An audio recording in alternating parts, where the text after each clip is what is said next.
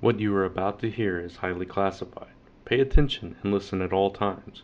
And most importantly, remember, Rick Jones used to have superpowers. Hey, I'm trying to give you a little hope here. Ladies and gentlemen, you are now entering the 8-year anniversary episode of Zone 4.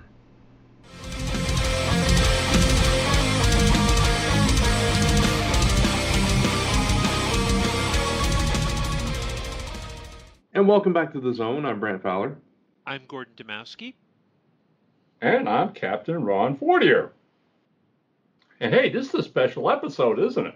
This is, even though it is a week late, we apologize for that, but this is officially our 8-year anniversary episode. Woohoo! Yay! That's what I was looking for. I would have done it myself, but I've got a bit of a sore throat, and it feels like I'm swallowing rocks. I didn't want to woohoo. Oh, it almost sounds like con crud.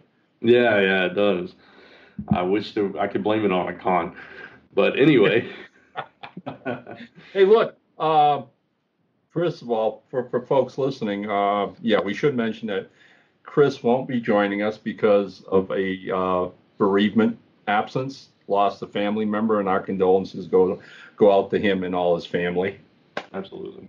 Yeah, and Brant, again, lots of fun stuff to talk about this episode. Why don't you take care of the commercial stuff, and then we'll launch into this. Of course. All right. So we should mention we are proud members of the Comics Podcast Network. You can find us each and every episode on comicspodcasts.com. You can also find Airship 27 there and any future shows once we reach 10 episodes of those shows. But it's a great network. If you guys have not checked it out, please go to comicspodcasts.com. There's tons of podcasts there. And for all you who suffer from insomnia, it's the best thing in the world to listen to at 4 o'clock in the morning. You know. Exactly. That'll do it. Now look, we're going to talk about the anniversary and all that stuff because sure. Brant has on our agenda, right, Gordon's listed chit chat. Yeah. But before we do that, there's something that I need to congratulate Brant on, and I want to do that here on the show. And Gordon's going to back me up on this because everybody knows Brant from his comic world, fun and games and shows, fighting and everything else. But slowly but surely, I think maybe my influence and Gordon's combined, we've slowly started to drag him in to the pulp world. And this is what I wanted to get into. 2 weeks ago, both myself and Gordon and the crew of Airship 27 were all attendees at this year's annual Windy City Pulp and Paper Show in Chicago. And again, another great show. We had a blast, hooked up with so many great people and had a great time. Well, on Friday night, it's now become a tradition that on Friday night, we hold the annual Pulp Factory Awards. And those are the awards given out to the best new material in pulp fiction and pulp artwork from the previous year. And so, again, myself and my co-partner at Airship 27, Rob Davis, have had the pleasure and honor of hosting these awards. And this year, when we were giving out the awards, one of our newest category that we just started last year was Best Pulp Anthology. And this year's winner of Best Pulp Anthology was Singularity, Rise of the Posthumans, as edited by Jamie Ramos and published by Pro Se Productions. I had the fun of handing Jamie that award. What I want to tell all our listeners, all our loyal listeners, is amongst the contributing writers in that award-winning anthology was our own Brant Fowler, who wrote a story called The Eye of the Mind. And having read and reviewed that book, congratulations, Brant, and everybody else involved with that anthology. Thank you very much, Ron. That means a lot. It was a huge honor, and I know I'm a small part of that book, and there's a lot of contributors to it. And I have to thank Jamie Ramos for inviting me to be a part of it. That was an honor to be asked and be among all those great authors. And I'm thrilled about this. I got to see actual cell phone footage of him accepting the award. Yep. And it was pretty cool. I have to admit, I wish I could have been there. But that's a great honor, and thank you very much for that. Yeah, and we definitely should mention, okay, the actual winner of this year's best short story also came from that anthology, and I believe it was Lord Pemberton's Adjustment Service by veteran comics writer David McElwain. So Yeah. So way to go, Jamie, and your whole crew. You guys did a great job. That's really awesome. Thank you very much. Now I'm humbled, and I don't know where to go from here. Well, I mean, like I tell you, now I got to do is twist your arm and get you to write for Airship 27, being the award winner you are. I do have your submission guidelines you sent me a while back, so right. Who knows? Well, I've got Gordon working on a Western for us right now. Yeah, right, and awesome. I'm close to finishing, and Brant, I'd like to quote a very famous Star Wars character who once said, "It's a trap." Nice. I thought another quote was coming, but that one's appropriate as well. Oh man, that's appropriate for this week too, because of course, May the 4th Star Wars Day was yesterday as you're listening to this. We'll talk about that. Brant, today is Star Wars. Oh wait, yeah. It goes on Friday. Never mind. Time travel, man. Time travel, yes. So, any plans for Star Wars Day, Gordon? Well, right now, I'm finishing off my 5th bottle of tequila, which explains the time problem. Sure. Yeah. That's all, just the tequila, right? Okay. Yeah, it's the tequila talking. Okay, gotcha. Oh man, hope you don't run into Greedo or anybody like that then. Anyway, everyone knows Greedo shoots first. That half the Star Wars community is up in a roar right now. That's a debate. I don't know if you guys have seen this enough. I haven't watched the entire the ads for themselves. It's a new thing Hollywood's doing these days, and I don't mind it a bit. They're doing these Facebook video things where if you donate to certain charities, all right, you become eligible to win like a walk-on role in a film or whatever, And the latest, if you guys have seen this on Facebook, is you can win a walk-on role in the young Han Solo movie in production. Oh, wow. That's cool. Yeah. Oh, yeah. What's his name? Mark Hamill and the girl who played the young Jedi in the last Star Wars from whatever. You mean Daisy Ridley? Yeah. Yes. They've been doing this video. How would you like to be in a Star Wars movie? Blah, blah, blah. Contribute X number of dollars to this, reputable charity, which is really a nice campaign. And I'm really proud of them for doing that. Thing is, the winner will be drawn at random, and you will fly out to Hollywood and basically have a walk-on role in the Han Solo movie. Nice. Whereas I started thinking to myself and going, "Oh, wait a minute, that's the Han Solo movie. Most likely you'll walk on and get killed in 2 seconds of being on it." All right, there you go. Hey, I'll take that. I'll go on to get killed. Why not? Well, I actually did prepare for Star Wars Day today. Yesterday, I finally saw Rogue One. Oh, you just now saw it? Wow. Yeah. So what'd you think? I actually liked it quite a lot. I do know there's been some internet chatter because there are some reviewers who think it wasn't quite Star Wars enough, or they felt it was too reliant on knowing what the first Star Wars movie was. And I just want to say to those people, quit being such whiny-ass man babies, okay? It says Rogue One, a Star Wars story. Get over it. I mean, but I tend to like those kind of bad people get together and break stuff movies. It wasn't the movie that I thought of in my head, but that's not a complaint. I think it's just one of those. It's just a real straightforward. It's a down and dirty Star Wars movie, which is, I think, what the franchise needed. Oh, we're totally agreed there. I mean, over the years, they have created such a rich world that, I mean, it would be a crime if they didn't explore other aspects of it. And, Gordon, I mean, I've watched hundreds of films in my life. And the beginning of the original Star Wars, New Hope, when that first came out all those years ago, opened up with the scroll, reading across the screen. And it played on such a familiar trope of war movies.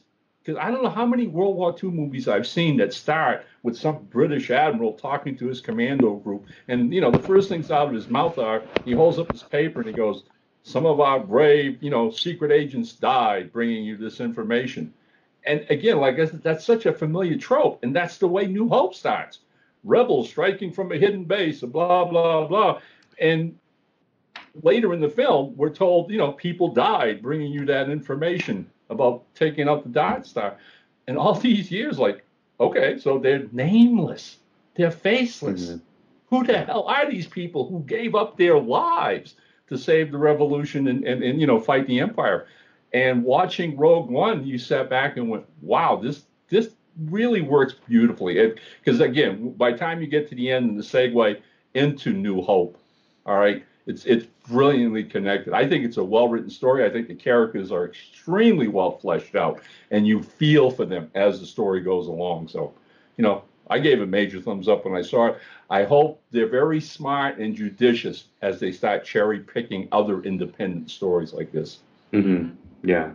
But I think this was a phenomenal first one, if you will. Yep. I loved it, too. And it's funny you mentioned that, Gordon, because tonight, which will be last night for everybody listening to this, on Comic Frontline, we're doing an episode of Media Madness where we actually rewatch Rogue One and do a live commentary over it. So, yeah, it'll be fun. All right. Awesome. Anyway, hey, yeah. Free comic book day. Tomorrow.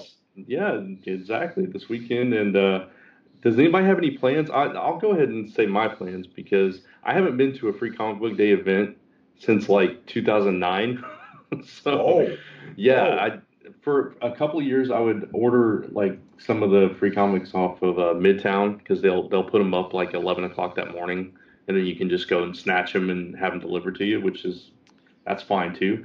But I haven't been to an event, but this year Lisa and I were talking and I was like, you know what, free comic book days this Saturday, why don't we go check out a shop or two or whatever? So we're not too fond of the comic shop in the area, so we thought we might go a city or two over, see if we can find a comic shop. But I kind of want to check it out because, like I said, I haven't been in a while, and I think it would be fun. So we might make a weekend of it and kind of do that, or a Saturday of it, I guess. We'll see what happens. What about you, Gordon? Well, like Brant, I hadn't been to a new comic book day in a while. Because normally that's the same day that DePaul has its pop culture celebration.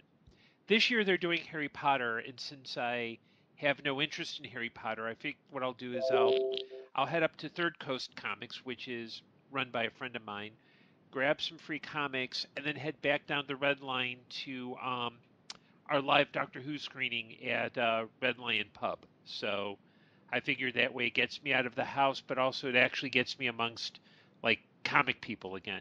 And plus I hear there's an interesting new comic through a publisher called Lucky Comics. Ron, would you happen to know anything about that? Yeah, okay. Thanks for the heads up. Yeah, I appreciate it. Nice segue. I am going to be at a comic event Saturday, tomorrow. But first, yeah, this is important. This is fun. John Helmer is a comic publisher, an indie publisher, and a while back got to talking to me about my character, Brother Bones, the Undead Avenger, that the big movies being made. So anyways, in the process of hashing this out, we got to talking about possibly doing some Brother Bones comics for his outfit, Lucky Comics. And John had this idea of me writing an 8-page primer retelling the origin of Brother Bones. He found an artist that he's worked with in the past named Flavio Silva, who's extremely talented. And we got a hold of Rob Davis, asked him to do the cover. And basically what's happening is on Free Comic Book Day tomorrow, May the 6th, all right, This 8-page Brother Bones primer comics will be available to everyone listening to this show right now for free. A digital copy for free. All you need to do is go to www.luckycomics.com. One word, luckycomics.com.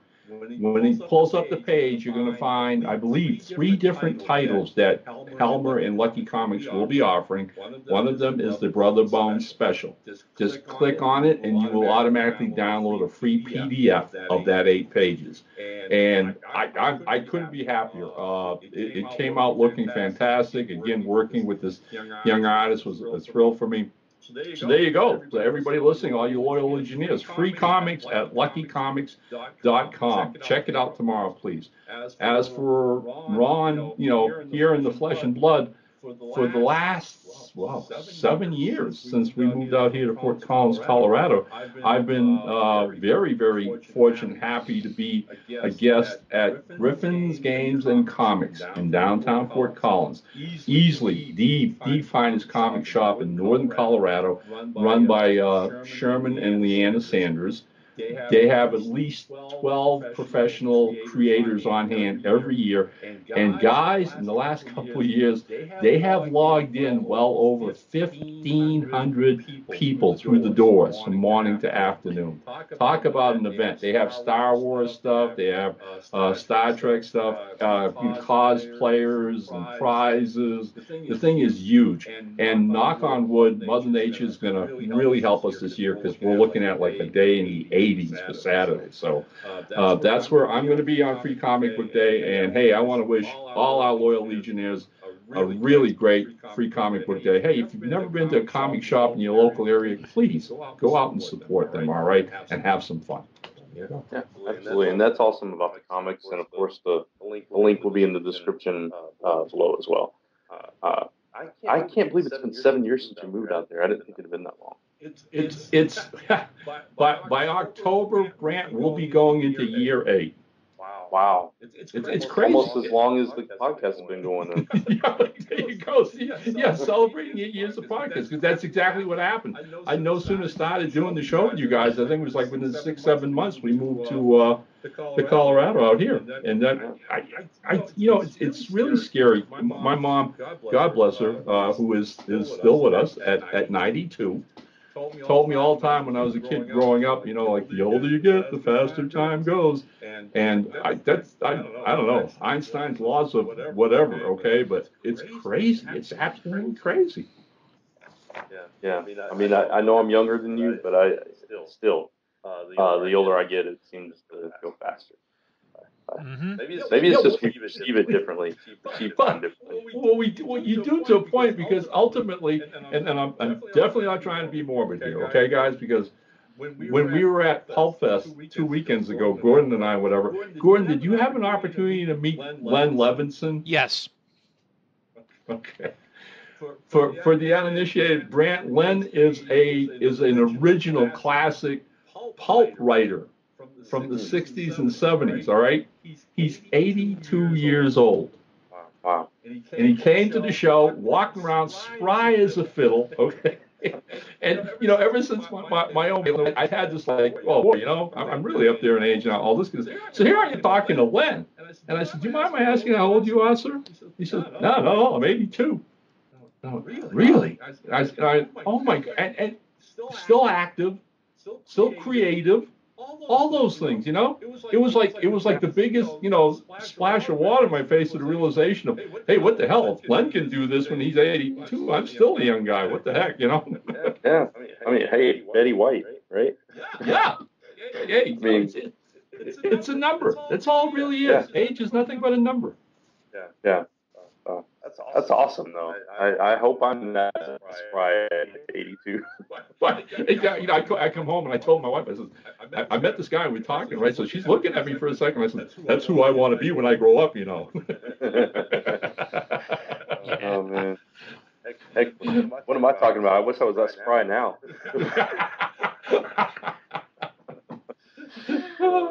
Anyway. Were you going to say something, Gordon? No. Just the general. Oh, okay. Yes, I wish I were that spry as well, but. Mm-hmm. Maybe we'll get there someday, Gordon, when we're that old. Yes. We'll just like we got to be active now, or that's it. Okay.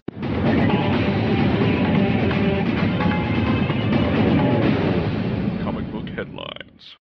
All right. Okay. Hey, Yeah. time for some media news there. That's right. Yeah, because there's no comic news. nothing worth talking about anyway. It's crazy. I scoured the web and all the websites and tried to find some actual comic news to talk about, and there just wasn't anything. I mean, even this past week or this past Tuesday on Comic Frontline Live, we always do a news segment there as well, and we had one comic story, and the rest was media.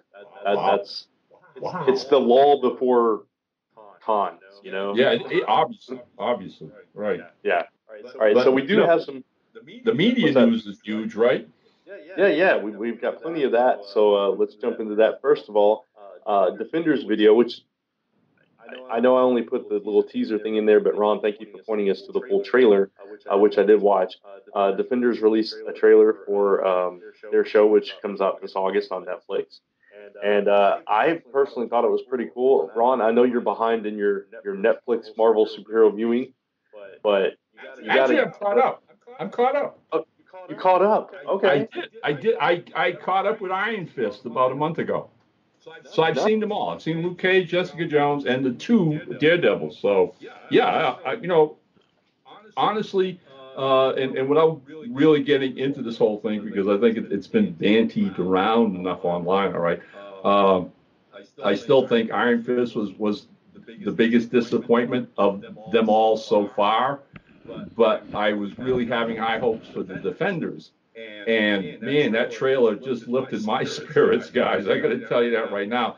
That looks like a lot of fun. What I'm really hoping for is, and again, I've heard all different kinds of stories about why Iron Fist was flat, i.e., that they brought the actor on way late in production.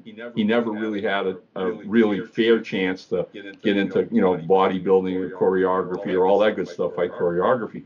When you look at the trailer for the Defenders, though, obviously, okay, all the studios and the showrunners and again, the fight people, the stunt people have really pulled together to make this something unique and special. And guys, it just looks like a lot of fun. No, I will say this. They do love their hall fight scenes. I think we've gotten one in every single one of these Netflix series. Now, see, Brant, dare I give you the worst pun in the world, but it's obviously their hallmark. Oh, Yes. Yeah. Yeah, I'll tell you, I have not seen Luke Cage yet, but I'm from the clips I've seen of Iron Fist, it's one that I kind of want to avoid. What I did in order to kind of get the experience is that 2 friends of mine recorded a series of podcasts. Their names are Mishi Troda, who is the Hugo Award-winning editor of Uncanny Magazine, which is a semi-prozine for science fiction, and Dawn Chiana Moon, who is she's a director of Rocks Geek that does belly dance and fire spinning, and is the original home of the belly dancing Wookiee and a TARDIS dress. They did a 3-part series looking at the entire Iron Fist series for the Learned Fangirl. You can, if you do a search for Dawn Mishi Iron Fist, you'll find the files on SoundCloud. They watched it, and thankfully there was alcohol and cake involved, and they do. If you are unsure whether you want to watch it, listen to these podcasts first, because I feel like I've had to endure it without actually watching it. And remember, Mishi and Dawn did this.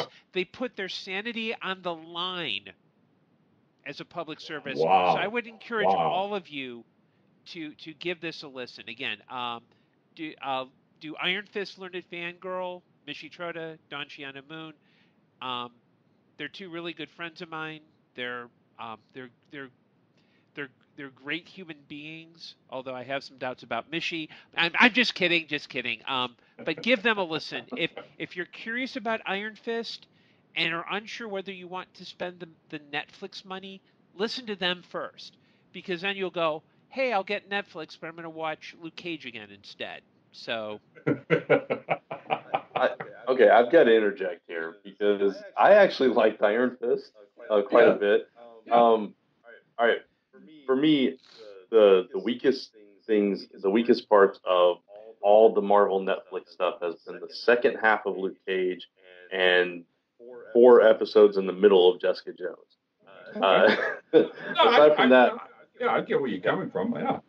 I mean, everything's subjective. I mean, there were elements of Iron Fist that were commendable. All right, but again, before I really want to know what you think of the Defenders from them. I like. Yeah. I'll definitely get into that. Yeah, I like the Defenders. I like I like the trailer for the Defenders.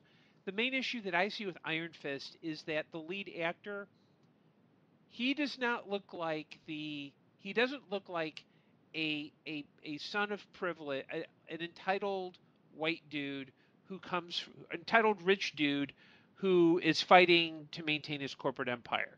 To me, he comes off as some kind of hipster who's hanging out at an indie record store, who's like, hey, dude, don't you have the Mumford and Sons on 8-Track, man? I just think that role is completely miscast. And I know there's been some talk about having a person of color. To me, that's not the issue. I just think he's not the guy.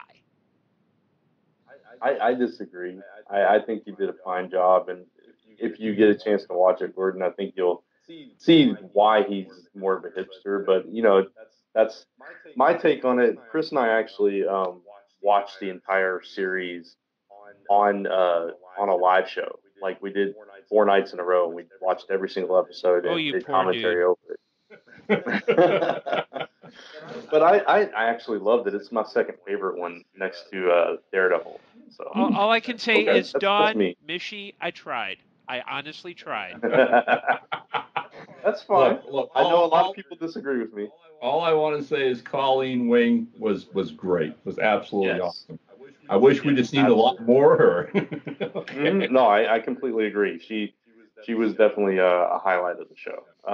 As far as Defenders, I thought it looked cool. It excited me. I was wondering how they were going to get all of them together, and the way the trailer seemed to pull them together, it made sense. It flowed really nicely. The action looked really cool. I can't wait for it. Oh, I mean, some of the scenes are really, really well done as far as the trailer scenes. Okay, with Matt Murdock walking into the interrogation room with Jessica Jones and who the hell are you? I'm your lawyer. That thing, just too much fun. And of course, Luke Cage and Iron Fist going at it with each other. And hey, come on, okay. Now I'm drawing a blank on his name, but the actor who plays Stick. Scott Glenn. I love Scott Glenn. I swear to God, one of the biggest pluses of the Daredevil series. And watching him come in and tag them, right, with whatever their names are, and you, the kid with the glowing. Yeah. You gotta get your shit together. Yes. Yeah. You know what? I really hope that in the Defenders, there is a scene in which Scott Glenn beats the crap out of Finn Jones. I would endorse Iron Fist. I would actually watch Iron Fist if that scene is in the Defenders. Is Finn Jones your new Channing Tatum? No, he's not the new Channing Tatum. Okay, good. Channing Tatum's still number one.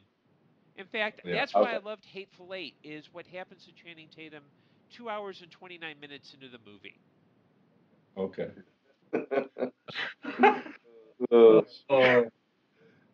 All right. So you know Tatum is in the Kingsman #2, right? Yeah, which is why I'm not going to see it. Oh. Maybe he'll get killed, Gordon. I think so. I think he's a villain in that. Yeah, so you gotta see it just to see that. See, unlike you, well, first you're assuming that I like the first Kingsman movie. That's probably a bad assumption. Yes. Yeah, but let's move on. Yeah, okay. We'll just leave it at that. All right. So, new Wonder Woman TV spot aired, showing a few different scenes. I thought this was pretty cool. It wasn't, it wasn't as spectacular as some of the trailers we've seen, but I thought it was a really cool spot that showed actually more of the lighthearted side of it, as well as some more of her abilities. So I thought it was pretty cool. I'm watching this trailer, guys, and you just nailed it, Brant. You totally nailed it. I'm like going, really? This is the DC movie? Because it really feels a lot like a Marvel movie.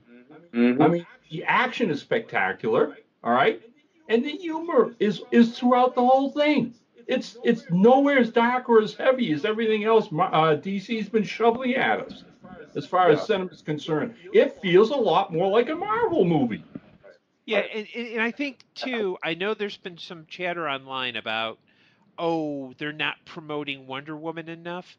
I think first they're waiting for post Guardians of the Galaxy because that opens this week. But I also think I like the trailer because it kind of said, I'm sure right now Zack Snyder is sitting in his home, wondering what the hell are they doing? That I made it so perfect. It was so dark and dreary and everything else. Yeah, exactly. Yeah, I'm sure he is. I'm sure he's going. It'll never work. It won't fly. It won't fly. Right. I'm still predicting Wonder Woman's going to go through the roof, guys. It's going to be a huge success. I think so too. I mean, you also have to consider the fact that this is the first female lead superhero film we've gotten. So I think it's going to be huge. And Wonder Woman, she's Wonder Woman. Everybody knows who Wonder Woman is. Oh yeah, but I mean the idea of making it a period piece, all right. And again, World War I of all places, the style, the clothes. I love era films when they're done that well. Okay, when you sense the period piece and all this good stuff. And I think it has so many good things going for it that again, I think it's going to blow everybody out of the water.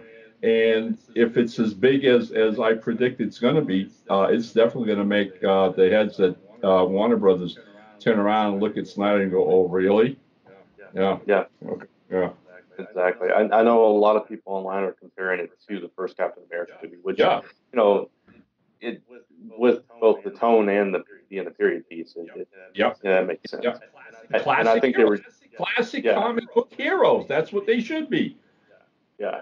And I think it was brilliant to get Chris Pine involved with this just because of his comedic timing. I think it fits really well here, and I agree.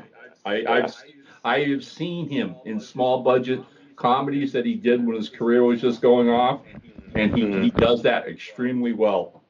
Yeah, absolutely. It's coming out soon. Yay! All right, so going back over to Marvel, Inhumans released both a teaser image, actually a couple of teaser images from the upcoming TV series that will first launch in IMAX and then hit the small screen, which is still kind of strange that they're doing it that way. But what do you guys think about this cast photo in the costume? Did you guys get to see this? Yeah. Oh yeah. No, I saw the original image, and then about 20 minutes later, it doesn't take long online, Brant. About 20 minutes later, somebody had to throw it in Photoshop, put Black Bolt's helmet on, Medusa's hair flying all over the place. So I mean, it's just like when you first look at it and you don't see those accoutrements that are part of the regular costumes, there's that. You take a step back, but then there's that reality that this is for film. This isn't for a comic book. This is for film. So again, I think they were very, very good in respecting the original costumes. they framed and composed the picture to look like a royal portrait, like a royal family picture. And as we all know, that's what they are. They're basically the royal family of the Inhumans. So in that respect, I think it works extremely well. I haven't heard all that much except for, basic action line or whatever. But are they going to make Black Bolt mute in this for real? I would assume they'd have to, wouldn't they? I mean, that's the character. So I mean, my hat's going to go off to Anson Mount, who's playing him. If basically, everybody else is talking and he isn't in the film. You want to talk about digging into your acting chops? It's all going to be facial expressions. Exactly. Yeah, we know how important that is for his communication with Medusa, who seems to know what he's saying at all times. Yep. What did you think? What did you think, Gordon? I like the teaser images, and I like the cast photo. And I like the fact that they didn't necessarily give them the superhero-y costumes that are associated with them. I like the fact that they're choosing to play up more of the almost like the alien nature of them. I mean, it's pictured like a royal court, but it seems off, but off in a good way, if that makes any sense. That it reflects the comics, but it doesn't quite look earthly. The only concern I have about this series is that the same guy who's showrunning this also showran Marvel's Iron Fist. Well, that's a plus for me then. Anyway. Right now, Jamie Ramos is probably thinking, "Oh God, I don't want to have Brant back on that next Singularities thing. No." Oh man. Anyway, as far as excuse me, as far as this photo, I mostly agree with you guys, but at the same time, I think Medusa and Crystal specifically look a little strange to me. And maybe, that's fine. Medusa, that's a really bad pig, and hopefully it comes off better on film. But overall, I think it's a solid image. And the actor, I assume that's Maximus on the far right. That actor is a great choice for that role. I've seen him in a few things, and he can totally get that character down. So I'm actually kind of looking forward to his portrayal. I don't know. Again, we're talking is one image, but I think it works as a teaser image, and I'm, after seeing it, very anxious to see a trailer. Yeah, absolutely.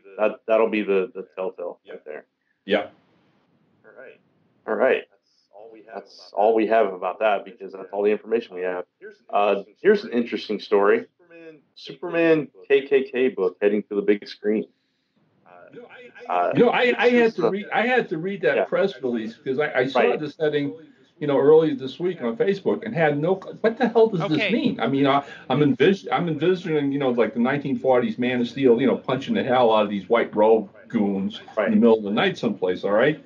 But then when you start reading the press release, that's not what this is about. If I may explain, if I may kind of pop in for sure. Go ahead, Gordon. In the 1930s or 40s, during the Superman radio show, one of the plot lines was that Superman was fighting essentially a fictional version of the KKK. It was part of that kind of World War II era effort to bring people together. And so the producers of the radio show were, and I don't know the full history, but they were actually working with several governmental agencies that, like, things that were going on in the South with the KKK were actually being dramatized. And at one point, various KKK chapters were like, well, how are they figuring out what we're doing?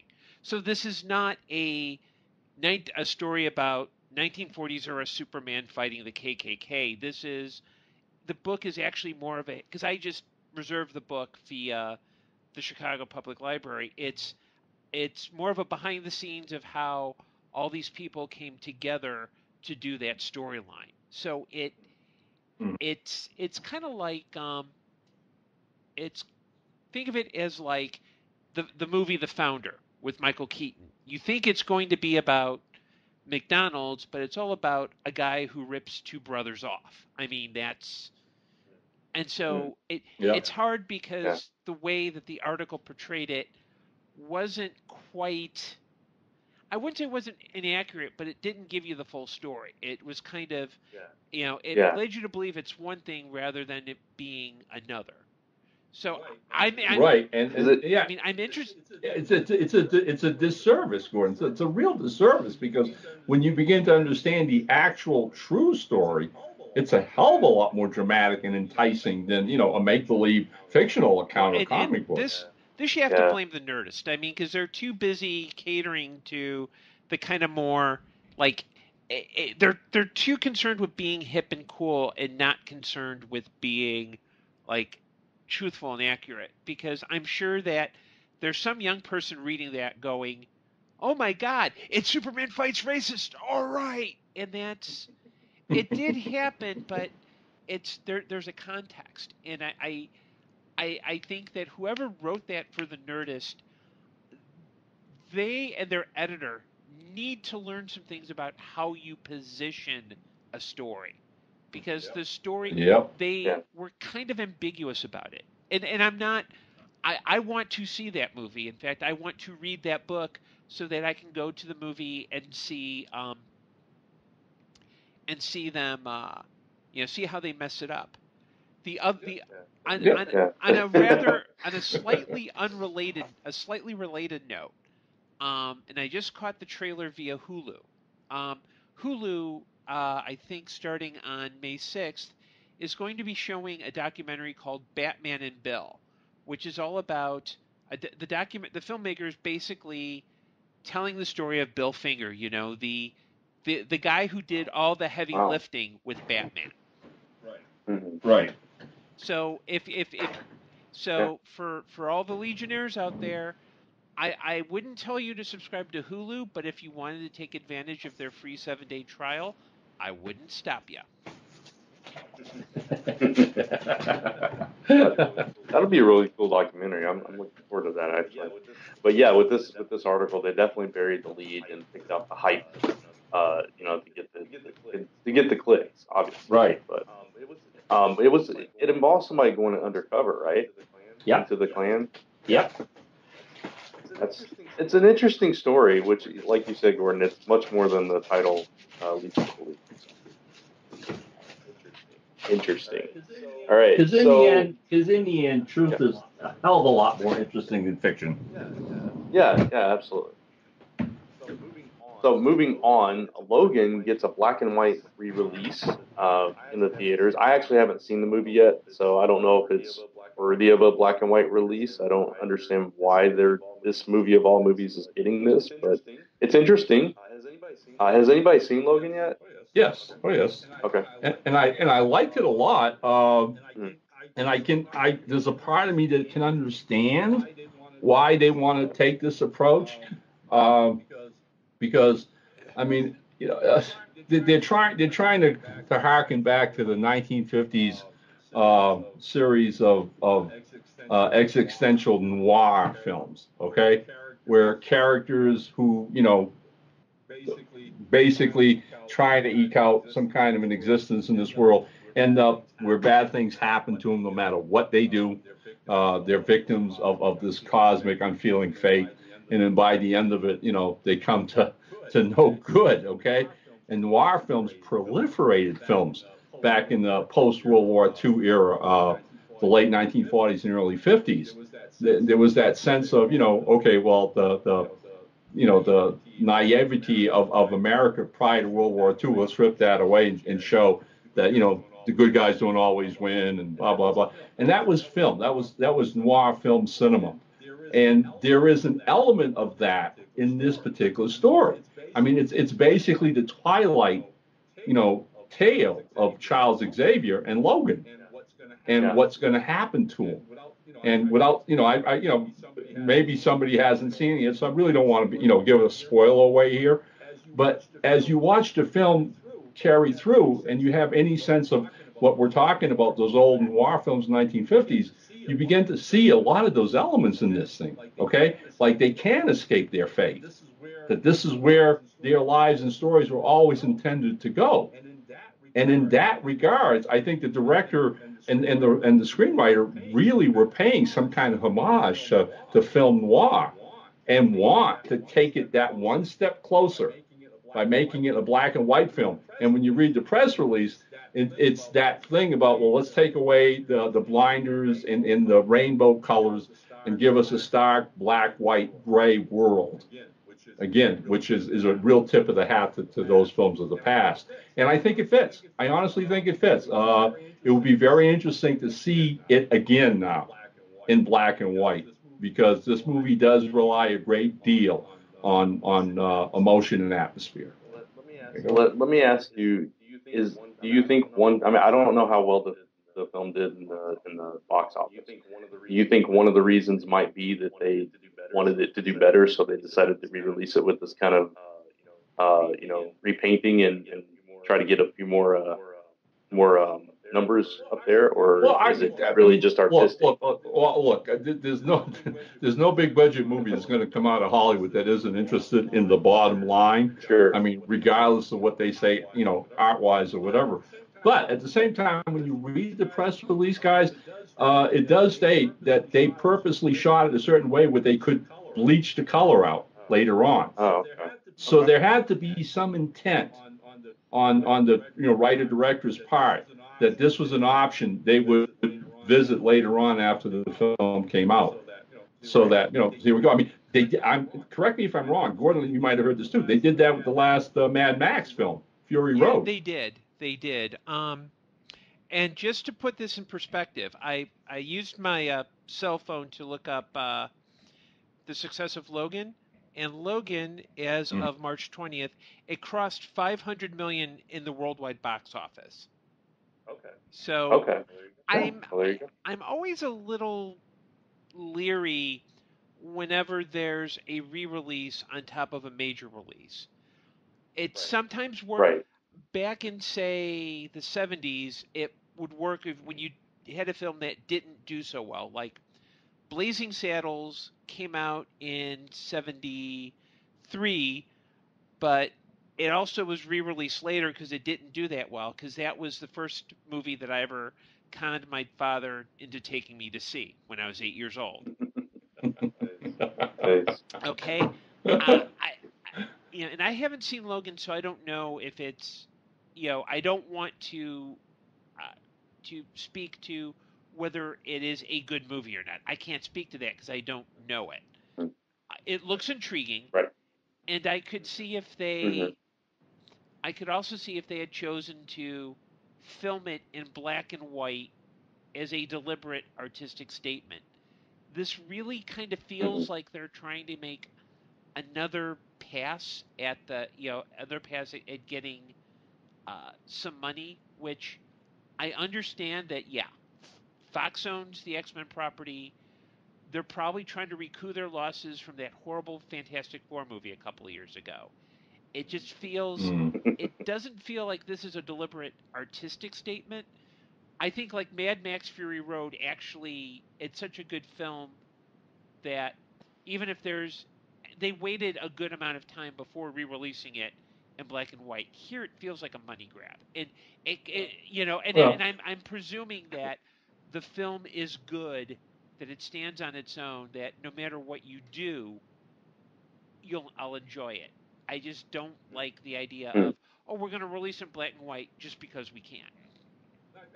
I like the film a great deal, and I got to tell you guys, I really think if when you get an opportunity to see it, which I'm sure you both will eventually, love to revisit this and another time, another topic, and see what your reactions to the film was. But I can remember coming out of the theater after it was done, and my wife, going back to the parking lot to the car, and we were talking about it, and I liked this film for myriad reasons.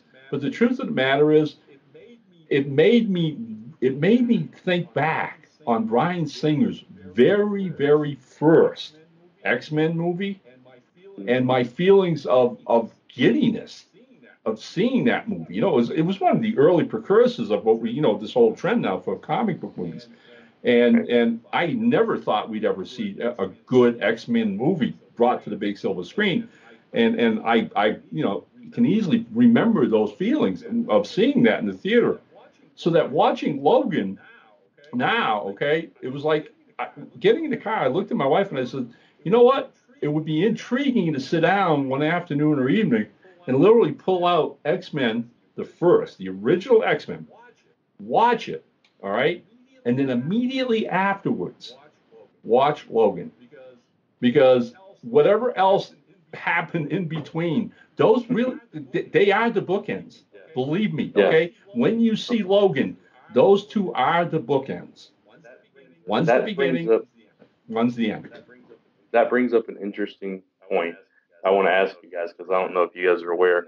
They've announced three new X-Men movies for next year. We have Deadpool 2, X-Men Dark Phoenix, and what was the other one? There's a third one that it's escaping me at the moment. But three X-Men movies coming out next year. That's the city. What my thought was after Logan. My thought was they're going to wait a couple of years and they'll reboot the franchise.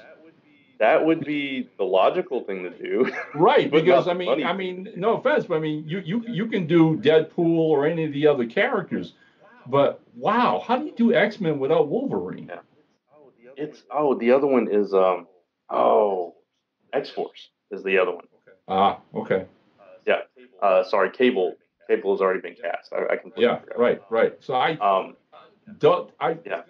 it's going to really be strange because it's almost, well, I mean, to me, I've always thought Deadpool existed in his own universe anyways. Okay? Well, yeah. Regardless of who's in it, beside him. But yeah, they still, again, bottom line, they still want to cash in on the name and the characters and whatever, and that's not going to stop.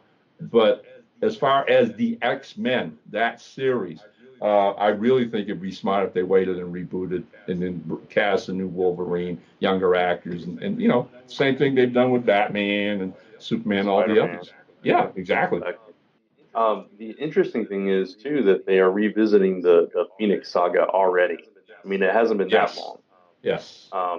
And what I will say, I'll give them credit, is that they commented that they got some things wrong in X-Men 3, which we all know, of course, and that Phoenix story shouldn't have been the B plot. It should have been the A plot. Whoa. And they're trying to correct that now with the younger actors. Yeah. Well, look, all that tells me is that Hollywood, as you, me, and everybody else on the show is known for years now, okay, is totally bankrupt, okay, of any creative ideas. And they should come to me, you, Gordon, and the rest of the Zone 4 staff if they want a damn good idea to make into a film. Yeah. Fox must have really taken a financial hit from Fantastic Four. I mean, if they're willing to put the time and effort into, because Deadpool makes sense. That's based on a successful franchise. It really feels like, they seem to be doing this. It's almost like, well, just because Sony wants to play well with Marvel Studios, screw them. We can do it better. We can do it faster, and they can't even get young Batman right. Yeah. Okay. There you go. All right. Moving on. This is an interesting trailer. It's for a movie called 5/25/77, which is a date, obviously. I was very intrigued by this because it's all about a young guy's love for sci-fi, specifically Star Wars and various other franchises like that. What did you guys think of this trailer? I thought it looked like a lot of fun, and it's very geek culture, so it's very in our wheelhouse for sure. I don't know. Well, I think all of us at one time or another, okay, have bowed down to the feet of Steven Spielberg and George Lucas, and only because they came from that geek world of ours that we did. The idea being is we've all read their biographies, all right, in all the nerdy things they did, and Spielberg, goes on ad infinitum about when he got his first, millimeter camera, and he went out and made his own movies with his friends, and some of those clips are still there. And you know what? Watching this trailer, which I had no idea what was it about when you put it on the agenda, and I started showing it, and I went, well, first I went, okay, so are we doing young Spielberg here? Is this what this movie's all about? And then, because they're filming the war scene with the toy helicopter, and I am busting a gut. I am laughing my full head off, all right? I want to see this film, okay? Because as goofy as this guy is, and whatever, all right, there seems to be this real attempt, all right, to go back into the lives of people like Spielberg and Lucas and all the others, all right, who grew up with this insane love of film and wanting to be a part of it. And I think that's what the plot thread is throughout the film. It's this guy who lives in this make-believe world. He wants to be a part of it in the worst way possible. And you know what? Growing up, watching films and reading comic books, I did too. So it hooked me. I really want to see this. And it was filmed in Waukegan, Illinois. Oh, nice. Birthplace of Jack Benny. Oh, yeah, because wow. I just got a Facebook invite for the premiere, and let me read you the details. From the producers of Star Wars, American Graffiti, and Lost in Translation, with an original score by Alan Parsons and David Russo, 5/25/77, is an offbeat coming-of-age comedy that celebrates the dreamers in us all. Patrick Reed Johnson grew up in Wadsworth, Illinois. He was an oddball kid with a huge imagination. When he saw the premiere of Star Wars at the Genesee Theater in May 1977, he knew right then that he was destined to make movies in Hollywood. And he did. Dragonheart, Baby's Day Out. Now, 40 years later, things have come full circle as he premieres his autobiographical movie about chasing a dream and the film that changed his life. Fun highlights include familiar scenes of the Genesee, Waukegan, and movie extras from Lake County. An opportunity to meet Patrick Reed Johnson in person follows the premiere, and that is May 22nd. So if you're out in Waukegan, Illinois, go see it, say hello, and you can say, "Hey, Zone 4 said you should go," and he'll be like, "Who are they?" Oh, you mean that? Yeah. You mean that podcast with those four loudmouths? No. Those bacon-loving idiots. Yeah, right. Oh man. That's there you go. Cool. Yeah. I mean, awesome. And go ahead, Brant. I was going to say, you're talking about the guy's pedigree, and you nailed one of my all-time favorite B comedies, Baby's Day Out. I think that's a classic film. Okay, and for anybody who's not seen it, it's basically a Three Stooges movie with other actors, and it is hilarious. It is one of the funniest movies ever made. So this guy does know how to make films, and again, I just like the trailer. The trailer just grabbed me immediately. So there you go. I totally thought you were going to say Dragonheart, but you were talking about. I can tell you, Brant, I'm not surprised that Ron said "Baby Stay Out," and I'm not going to go into any detail why. Oh shoot! But no, I think it's going to be a lot of fun, and I loved it was this little Star Wars, Star Trek, War of Words with the cashier at the movie theater. Yeah, totally. Yeah. All right, but that's all the news we have. That's it. So there you go. That was our very short media news segment. Yep. And now it's time for a little comic spotlight. When we're reading now. Yeah, Reed's going to talk about a comic that we've been reading recently that we are enjoying and want to let you know about. So, Gordon, what have you been reading, man? The comic that I want to highlight is actually, first it's from DC, and it's actually Batman 21 and Flash 21, the first two parts of The Button. Okay. Now, it's tough because I have a really visceral reaction to DC using Alan Moore's Watchmen characters and concepts. However, I really liked the setup. I mean, there's a couple of cool things about it without spoiling. The first is that they actually write Barry Allen in an interesting way. I mean, he's no longer just boring-ass white dude with a bow tie. And he's also not emo Barry like on the TV series. Like there's a sequence where he talks about the cool thing about Bruce Wayne is I can talk forensics with him. You know, I talk about forensics to anybody else, their eyes glaze over. But with Bruce, it's like talking shop. And they're setting up some now there's not I don't think there's going to be like a resolution like this is the explanation. But I think they're doing enough, and I think DC has been doing some good things with Rebirth where it's been very little cross pollination and more just like, yeah, we're just going to tell stories, and if they coincide, they coincide. But I really love those two comics. Yeah, I actually reviewed both of them on my YouTube channel, and I enjoyed them quite a bit as well. I think it's whatever you'll say about the current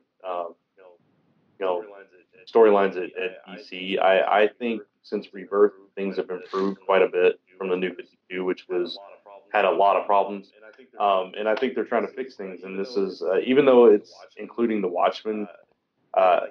I like the way that they're doing this so far. I think it kind of makes sense. It fits. And like you said, the best part about this was Batman and Flash teaming up and, trying to solve a crime, basically, trying to solve a murder.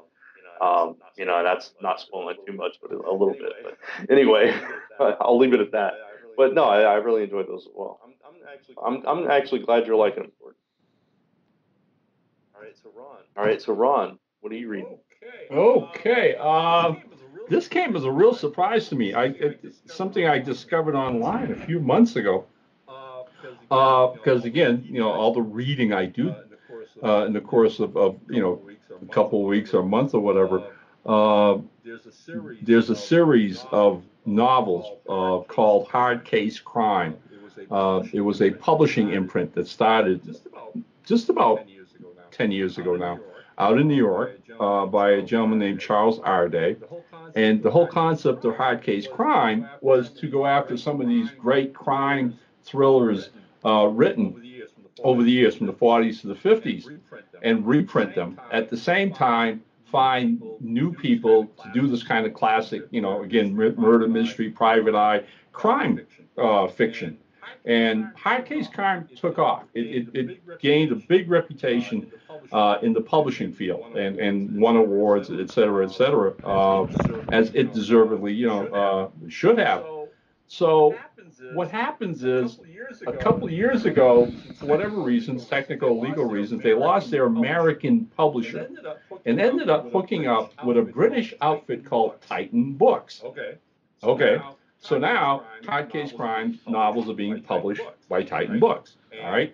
And happily, I'm on their review list, so I often get a lot of their books, which I appreciate greatly. They were a lot of fun. And a few months back, someplace, somewhere, online or whatever, right, I see this notice for a Hard Case Crime comic book. And I went, what the hell is this thing? So I dropped Charles Arday a letter, right? Because we're friends and we know each other. So he writes back and goes, oh yeah, so we've been doing this for about half a year now. He says, Titan has a comic book line. So they approached him about getting crime writers to do comic books.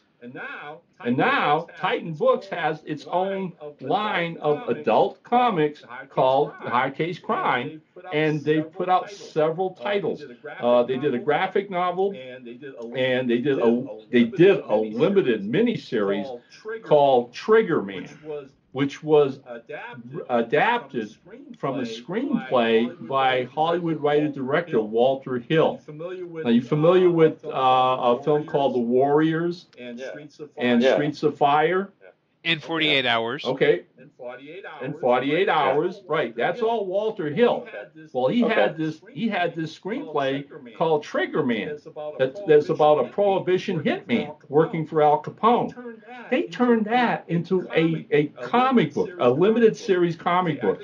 Okay, I think it was like 5 issues, and then they collected it. All right, it is phenomenal. The art is amazing. Titan goes after some of the best artists around the world. All right, but I want to say the piece de resistance their coolest title so far is a thing called Peep Land. All right, and it was created by American writers Krista Foss and Gary Phillips, and it's basically a crime murder story that takes place in New York in the early 1970s in a seedy section of Manhattan where all the strip shows were, the live strip shows and dancing shows and whatever, that was nicknamed Peep Land. And thus far, I think they've put out 6 issues. I absolutely love this series. Again, it's for adults only, but it's superbly well written. The artist is an Italian gentleman named Andrea Camerini.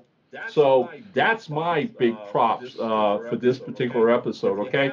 If you haven't seen Titan Comics hard case crime titles, talk to your comic shop owner and see about getting their really, really good comics.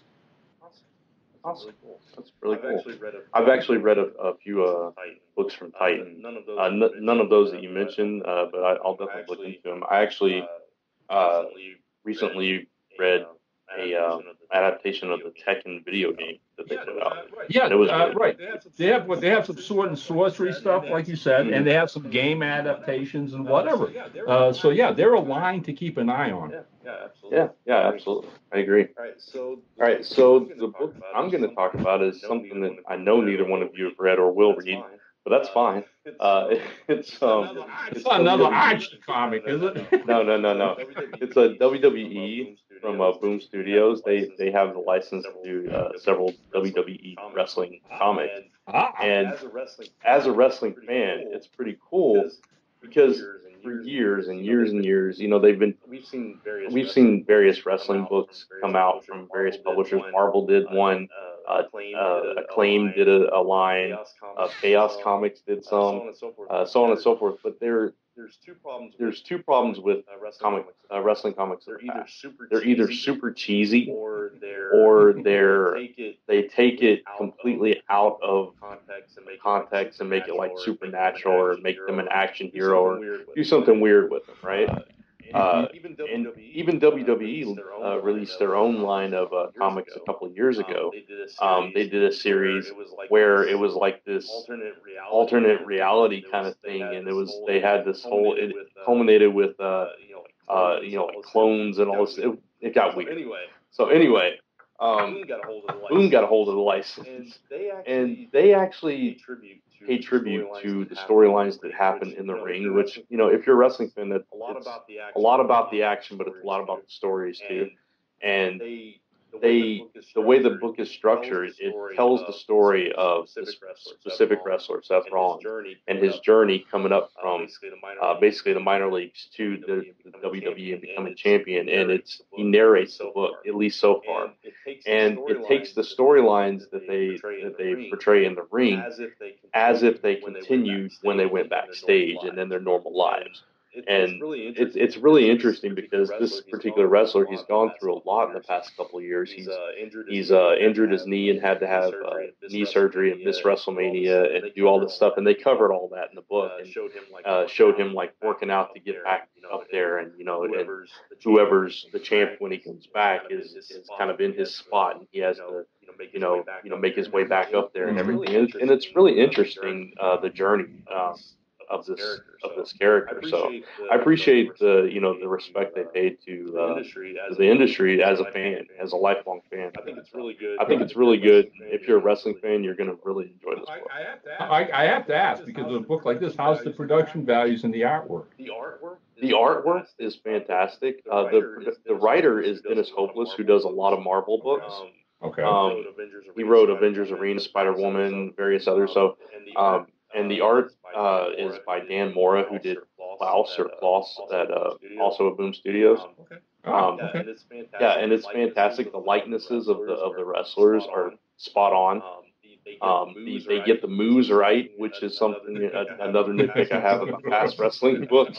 But no, it's fantastic. I think the emotion in the pieces, the art, everything about the art is fantastic. So very cool. Excellent. Yeah. All right. So now I think it's time for some Facebook shout-outs.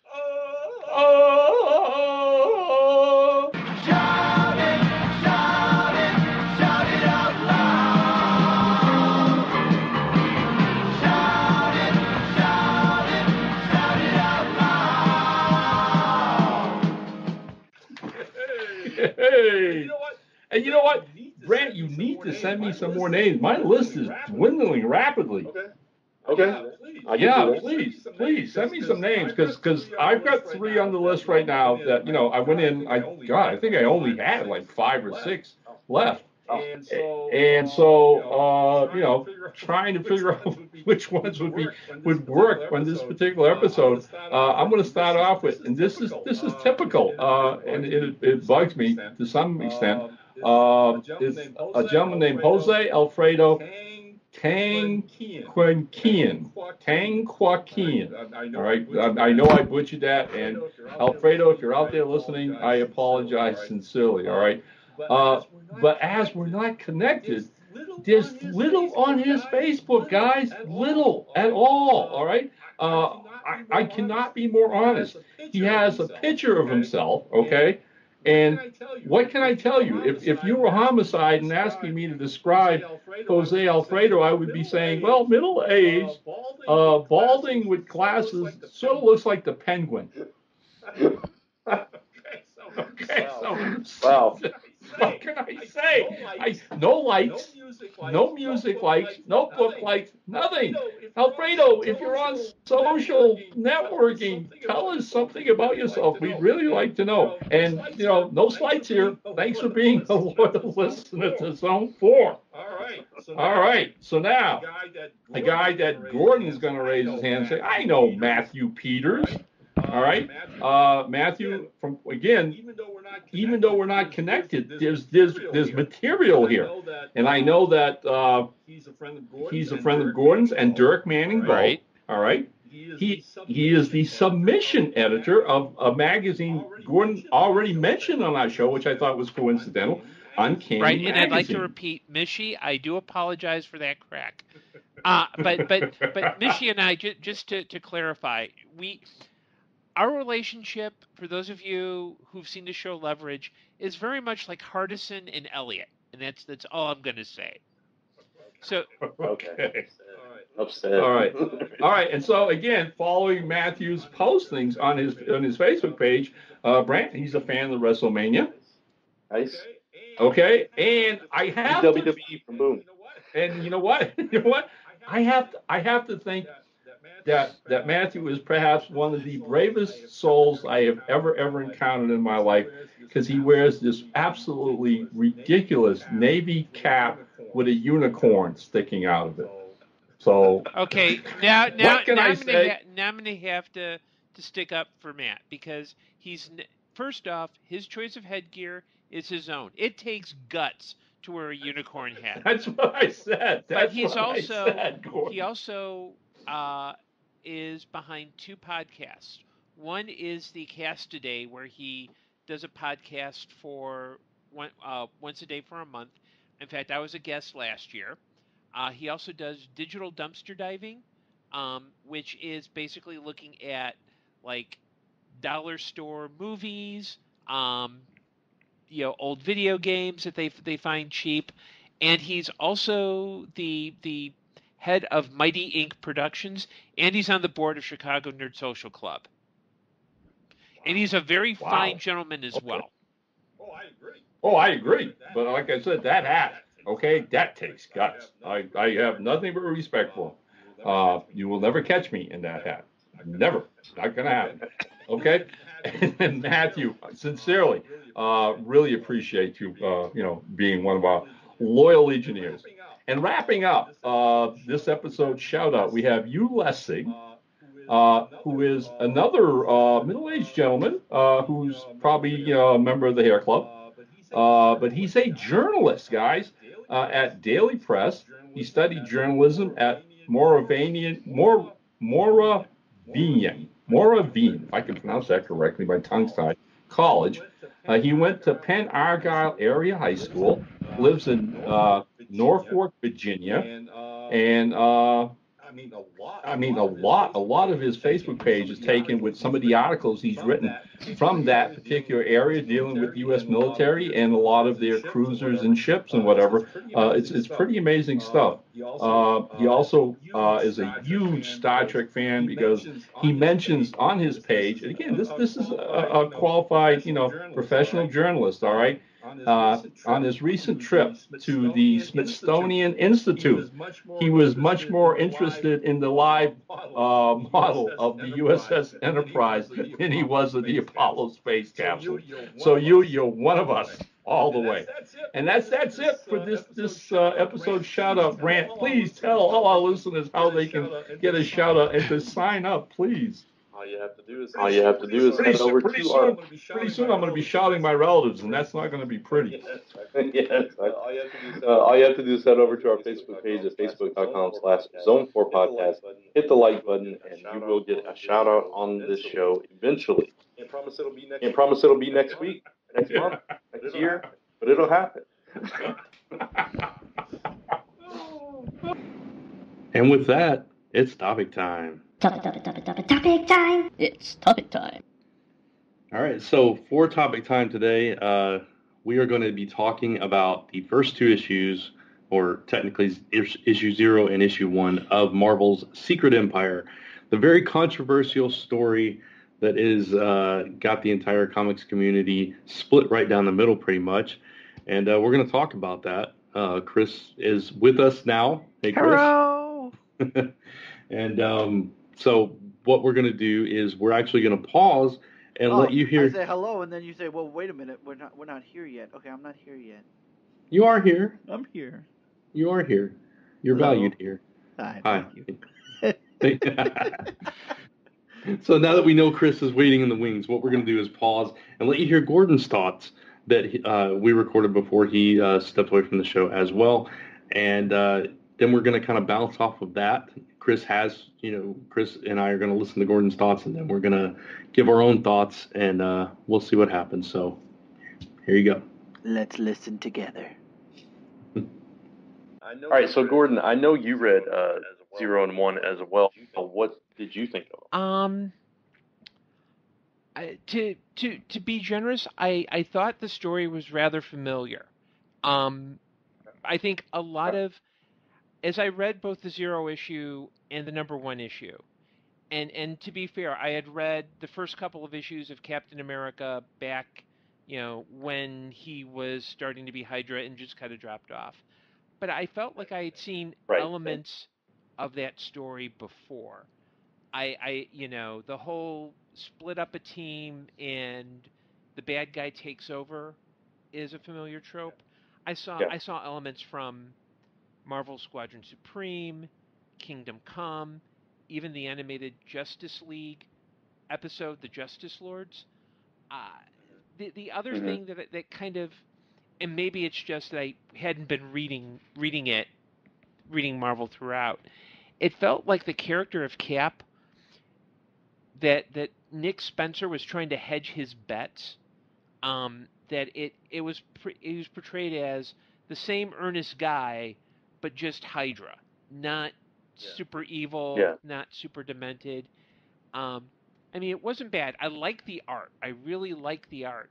It really didn't, and I know it's the essentially the first part and a half of the story, but it really, the only part that I really liked was where they do this, the last 2 pages are the setup for what happens, for something that happens at Sirius. I like that because it was very subtle. I know there's a lot of people who viscerally dislike the comic because of the content and because of some of the plot elements.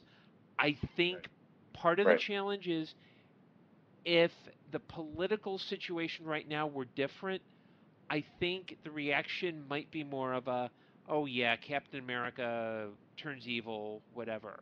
But I think because it's happening in this context, and Marvel plans its editorial years in advance, so it's not like they said, hey, let's do this to capitalize. I think that some of the story elements are hitting and resonating in a way that are unintended, but that's not the writer's fault.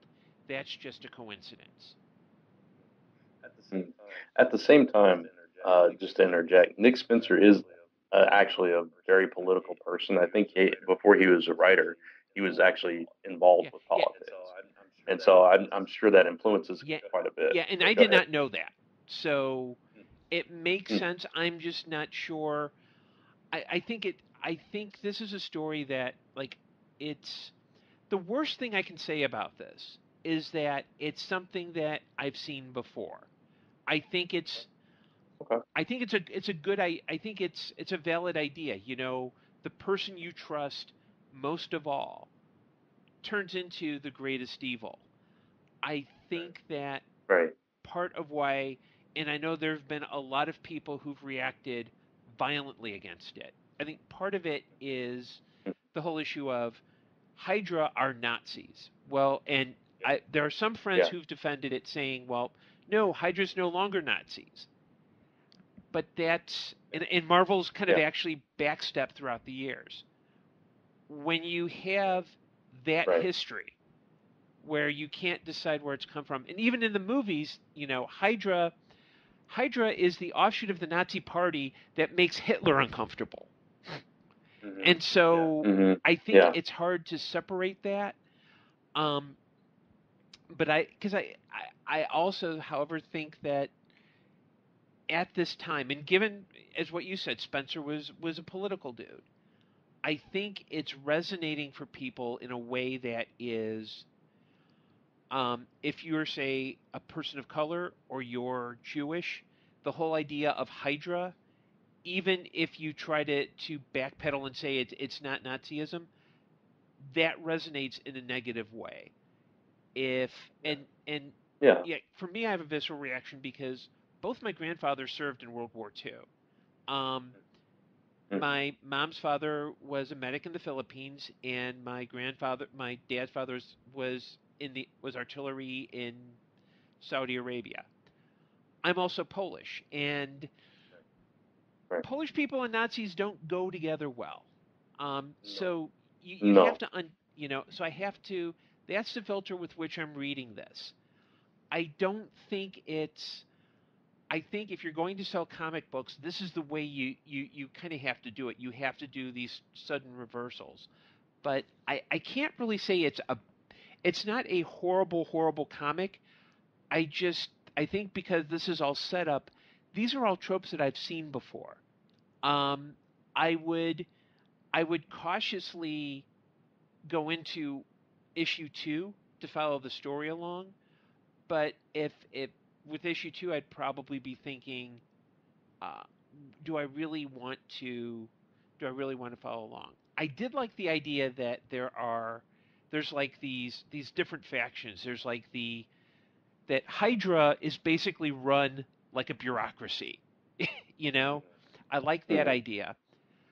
I like the idea that Spencer introduces very early on that there were two factions. There was we're about order and control, which is what's really appealing to Steve Rogers, and then there's the crazy racial offshoot by Red Skull, and that like even the Avengers are kind of Hydraized, and you've got the Resistance, and I think that like right now this might not be the I think the story I think the fact that the story is resonating so strongly with people, I think it might have been a story that needed to be told, but I'm not sure. I think that the hard part is if we lived under a different administration. Let's say Gary Johnson was running a libertarian administration. I'm not sure this would have the same effect. I think had Hillary Clinton won, and I hate to bring politics into it, but I think because we're living, if we're living in the time that we are, and it also to me, I've been reading a lot of classic pulp. I've been rereading the Operator 5 Purple Invasion series and the Spider versus the Empire State, which are basically late 30s. The bad guys, the fascists have taken over. We need to take care of this. And I think there's a little of that in this story. But rereading those pulps, even though they're 80 years old and there's tons of anachronisms, there's something very visceral about them. And I think if Spencer was going for that visceral feel, he succeeded. So I don't think these comics are as bad as people make them out to be, but I'm reserving total judgment because I kind of feel like going in, I've seen the material before.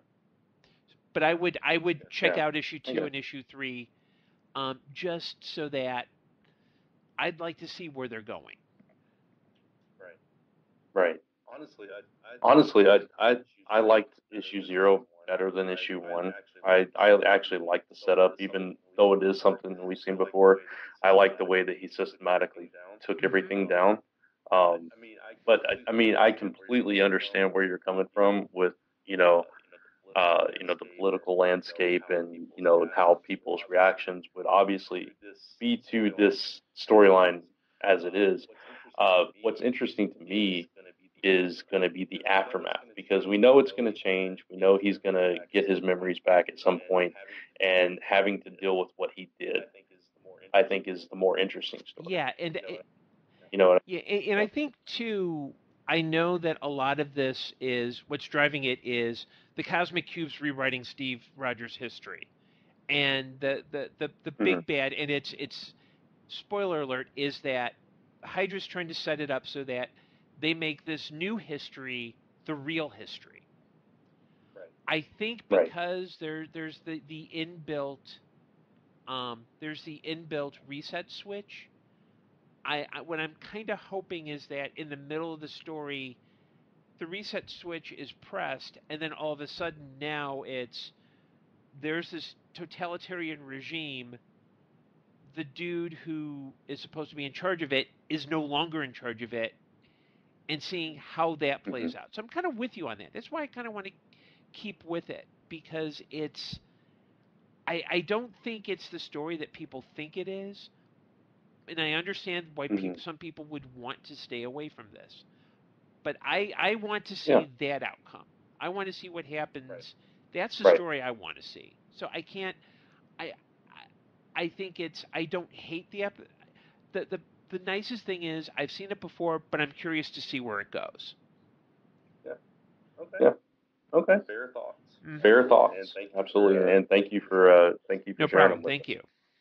All right. So those are Gordon's thoughts. And thanks again, Gordon, for participating in the discussion. And now Chris and I are going to share our thoughts with all of you and see if we match up with Gordon or not. You guys obviously heard a little bit from me, but I was trying to contain my thoughts during that whole segment so I could discuss them now.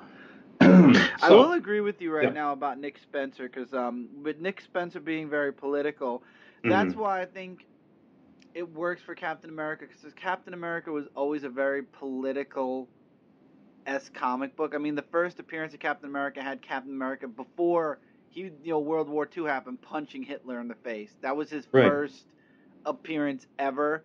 So I feel like out of all of the comics we have, like the Fantastic Four was always the science family, and then you had Cap that was like political, and then you have the X-Men, which works for the racism and the bigotry in the world.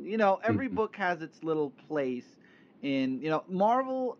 DC was more of a fantasy universe where it was just superheroes. We're superheroes. Each one represents something, but DC kind of, a Marvel is more of like a it could be a reality if superheroes were ever real. Each one this kind of could fit into a reality kind of Yeah.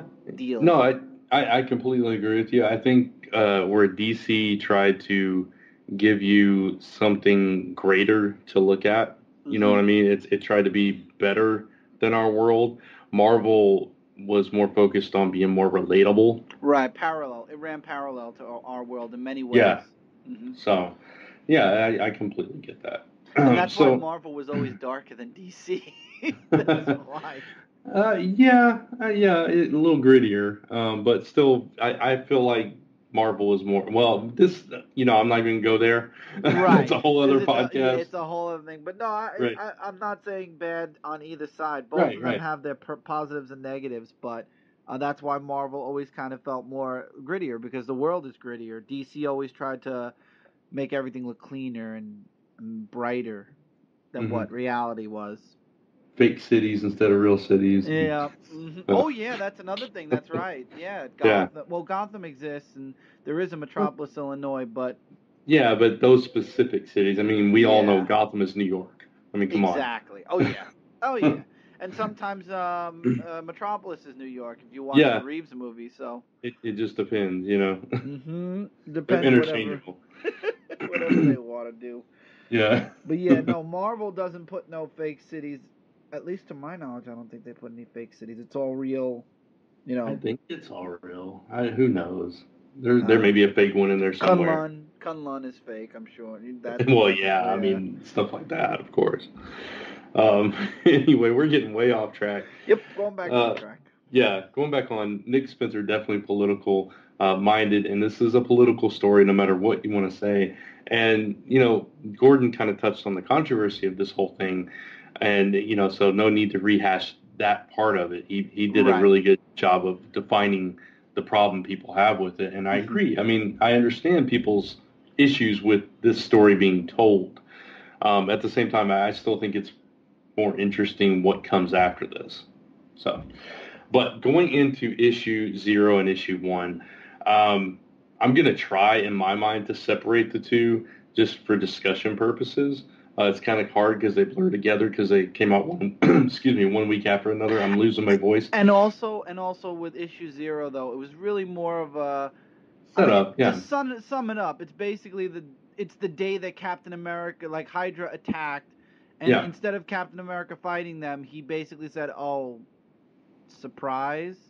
Yeah. See, okay. You and I have differing opinions on this issue, which is why I think this is interesting because issue 0 you didn't like as well as I did. I really didn't like the setup. It was like basically it was the whole I've been evil all along, and basically I wasn't gonna read Secret Empire or review it really. So for me it was like, okay, I'll read issue 0 because everybody else is, but the artwork I really didn't care for as much as I did for the artwork in issue 1. And it was basically just Cap making like the ultimate heel turn. It's like, oh, I've been this way all along. Shock the world, put up the world shield, locking out Alpha Flight and Captain Marvel and anybody else who's already in space. And then he shrouded New York in like the negative dimension that we find out it's that in issue 1. And he basically, because he's worked with the superheroes all his life, he knows everybody's weakness. So basically, he takes everybody out in literally a foul swoop. And that also kind of bothered me. But issue 1 kind of rectified a little bit of what it looked like. It looked like Cap like completely and utterly wiped everyone out. But then you find out in issue 1 that there is still that resistance. But at first, it doesn't even look like there's a resistance. It just looks like everybody gets screwed and just that's it. Right, and we'll get to that definitely. For me, issue 0, I love the systematic takedown of and not, again, I said this to Gordon, but not that I'm like saying, oh, that was so awesome that Cap took down America. No, I appreciate his military background being implemented in that way where he was already 10 steps ahead of everybody and they didn't even see it coming. I even though it's something we've seen before, I love the way it was done. I thought it was, I don't know, it was just very interesting the way it was done for me. I don't see it, and this is where I gotta agree with Gordon, and especially in issue 1. Yes, Hydra was part of the Nazis and whatnot, but you don't see in this series the American flag being switched with a swastika. You don't even see a swastika. You just see the actual Hydra symbol. And there are Germans that are part of Hydra, but I don't know. It's kind of like that fine line of, yeah, they did back the Nazis and Hitler and whatnot, but are they still doing Yeah, just to piggyback on what you're saying, and I didn't mean to interrupt you, but no, go ahead, piggyback. The thing is, I think in recent years, and we've even seen this I know you don't watch it, but we've even seen this in the Agents of S.H.I.E.L.D. television show. They've been trying to steer Hydra away from that involvement with the Nazi camp, probably just so they can continue using that organization because it's got a lot of rich history, especially with Cap. Oh, yeah, exactly. And that's the thing also. You got to remember World War II was a long time ago now. So it's like, well, how is Hydra relevant now then? Because, the whole World War II thing has been done for a long time now. And, not only have the Nazis lost, but I mean, they're gone. They're gone now. And we're talking, I guess, it's like what you just said. It's making them, usable again, and giving them a purpose, because you can't keep harping on the same thing. Oh, we want to make Hitler right, because Hitler's dead, buried, and even his bones are dust now. So it's like, there's nothing left of this movement, as they say anymore. It's like Hydra in the comics originally. Hydra was an offshoot, a sect of the Nazi Party, right? Right. The way they've kind of explained it, not so. Now I should say I've not been reading the Captain America books, and I don't I don't know if they've gone into this at all. But from my understanding, they basically kind of said that Hydra was there before Hitler and is there after, and while they used that agenda to further their own, they're really more about conquest than they are about a greater race, if that makes sense. And in the show, real quick before you jump in, in the show, it was very similar. It was revealed that the Hydra, or what's his name, the dude with the squid face, what is his name? Oh my God! Why do you do that? I cannot remember his name. Let me see. I don't even think I don't even have the book handy at the moment. Well, whatever his name is, because it's Squidward. Squidward. It totally escapes me right now. But anyway, that guy is an alien being. Actually, in the show, he's an Inhuman, and he's like the oldest Inhuman because they had to tie everything to Inhumans on the show for some reason. But anyway, he was like the original purpose of Hydra, and they were actually a supernatural thing, and they literally just latched on to the Nazi Party at that period of time, just to kind of use their resources and their power to further their own agenda. And I think they're kind of trying to do that in the same way in the comics. But there's always going to be that stigma of, you say Hydra, it means Nazi. That's no matter how much they try to clean it up and try to reuse it, that's going to be in the back of longtime comic readers' minds. It's not going to go away. So I don't know how. And I think the symbolism also is with Cap when he took down Red Skull, because Red Skull was very, he thought that Hitler was God, basically. And I think the symbolism is right there where Cap actually said, you know what, Hydra's better than even you. And I think that was the symbolism that Nick Spencer went for when, Cap basically took down Red Skull and said, you know what, I know what you did to me. I don't want it to be changed, but you're no longer necessary to our movement. You're no longer, I'm better than even you kind of deal. So I feel like that's them also furthering their distance from the Nazis, because we all know that Red Skull was a flaming Nazi through and through. Yeah. Oh, totally. Yeah, and he's he's still up to the current storylines and stuff. He was still like all about supremacy. Exactly. And I think in getting rid of him, you basically cut the final tie to the Nazis in a way. You say that, but Arnim Zola is still involved, and that's true. Yeah, as we saw in issue 1, as we'll kind of and you're about to say what I'm thinking also, right? We could shift into issue 1 because issue 0 was basically set up. It was a huge, it was basically the big reveal that Cap was always working, quote unquote, with Hydra. Surprise. Right. And then we go into issue 1, which honestly also felt like a setup more than anything else, because it ends where in the very end of this book, just to jump ahead and then to jump back again, it says the Empire rose at the end of issue 1. Yeah. The interesting thing, before we get back into Arnim Zola and Faustus and all that stuff, right? The interesting thing about issue 1 is it doesn't take place, or it doesn't seem to take place immediately after issue 0. It feels like time has passed. They don't tell you that, but it feels like time has passed because their regime is already in place and there's already a resistance building up. They're hold off. It seems like they've been at this for a few weeks or something. And I thought that was an interesting way to go, that if you didn't read issue 0, you're dropped right in the middle of the story. I don't know how you felt about that, or if you even noticed it.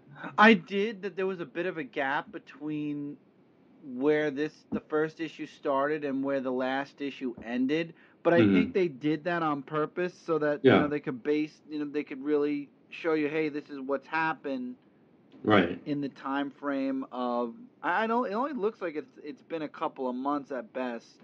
Yeah, that's what I was saying.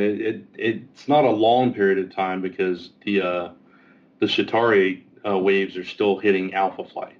Because Carol talked about that. She was like, "There's another wave coming in, yada yada." So obviously they can't go on forever.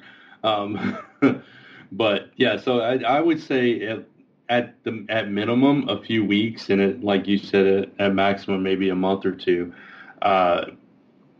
So I mean, it's just interesting that that's the direction they took, and the whole story of issue 1 is trying to find a way to basically beat them because you have this kid that shows up that claims to have information on how to take them down, and that's how we kick off this event proper, is with that, and with the champions finding him, and then champions getting reprimanded by Hawkeye and Black Widow, and which interesting, Hawkeye is leader of the Resistance. That's okay. Yeah, and so is Black Widow, and you see that. Yeah. And it's kind of that kind of made me laugh, where it's like, oh, now they have a relationship because they're working together.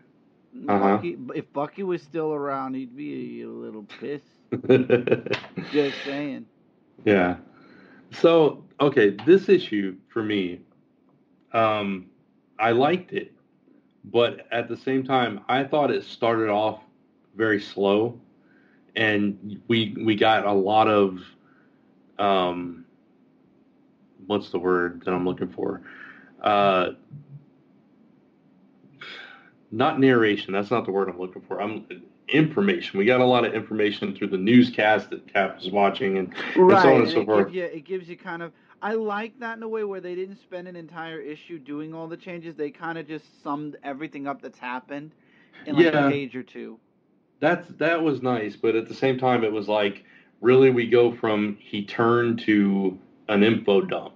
And at first, it was weird. It was weird, and right? Especially the first segment with the classroom was very weird. It's like, yeah. Let's start class, Hail Hydra, and I'm like, Yeah, so time has had to pass for that kind of structure to be implemented already. Oh yeah, and it's kind of weird, and everybody's.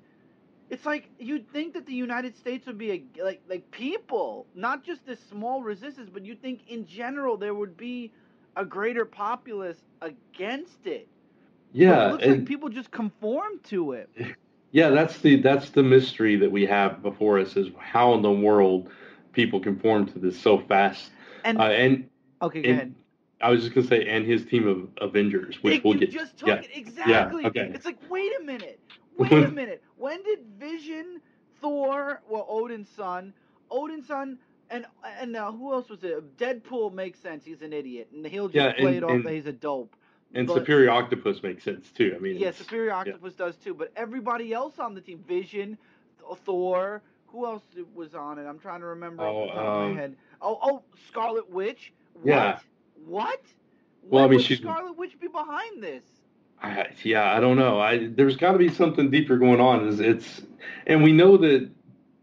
We know the Cosmic Cube was the catalyst for all of this, right? It's the goal that they have, yeah.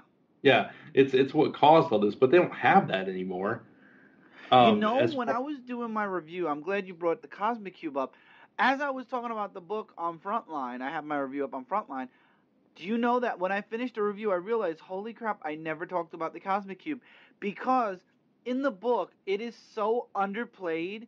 And if this is the real goal for Hydra, they underplayed it so much in this issue. It literally was one panel, and Madam Hydra said that was their goal once. Like she literally mentioned it, and in the same breath you forget about it. But that's the goal. That's the whole point of Secret Empire, is to find the Cosmic Cube and change the universe to be Hydra. And that was so underplayed. It was so underplayed, but you're right, that is the main goal. It's because, Cap believes that the way the Cosmic Cube changes memories, he believes he was lied to, that the universe we know as it was the facade, and Hydra actually won, and they have to fix it and turn it back that way. That's Right. their goal, is to make it right in their minds. And I think on the opposite side of that, with what was handed to the kid, that the champion's fine, and we know who comes into play with all that Right. later on, who handed it to him. I think that is the secret of how this all happened.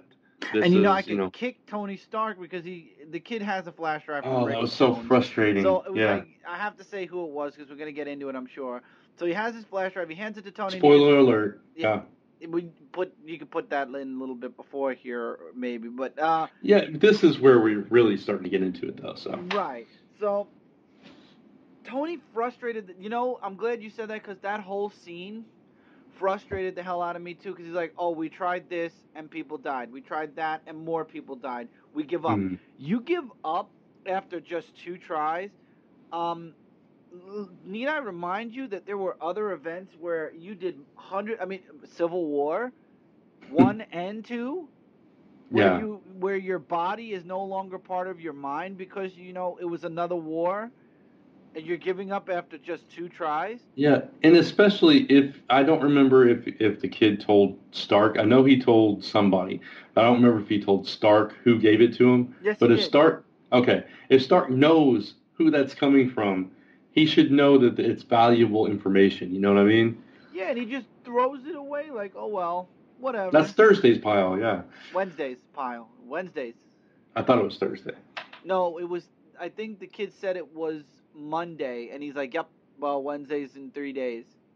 I thought you said Thursday, but either way, it doesn't matter. It doesn't matter. He basically, it wasn't that day. Yeah, he gives up on it and says, "I don't give a crap. I've got other work, more important work." And it's like, are you? This is why Tony Stark needs a little whack in the head a little now and again.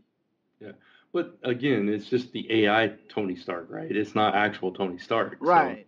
So you can't really, you can argue that, well, it's the AI. If it was really Tony, maybe he'd have more oomph. Yeah, especially after what he just went through to try to win the second Civil War. Mm-hmm. It didn't jive right.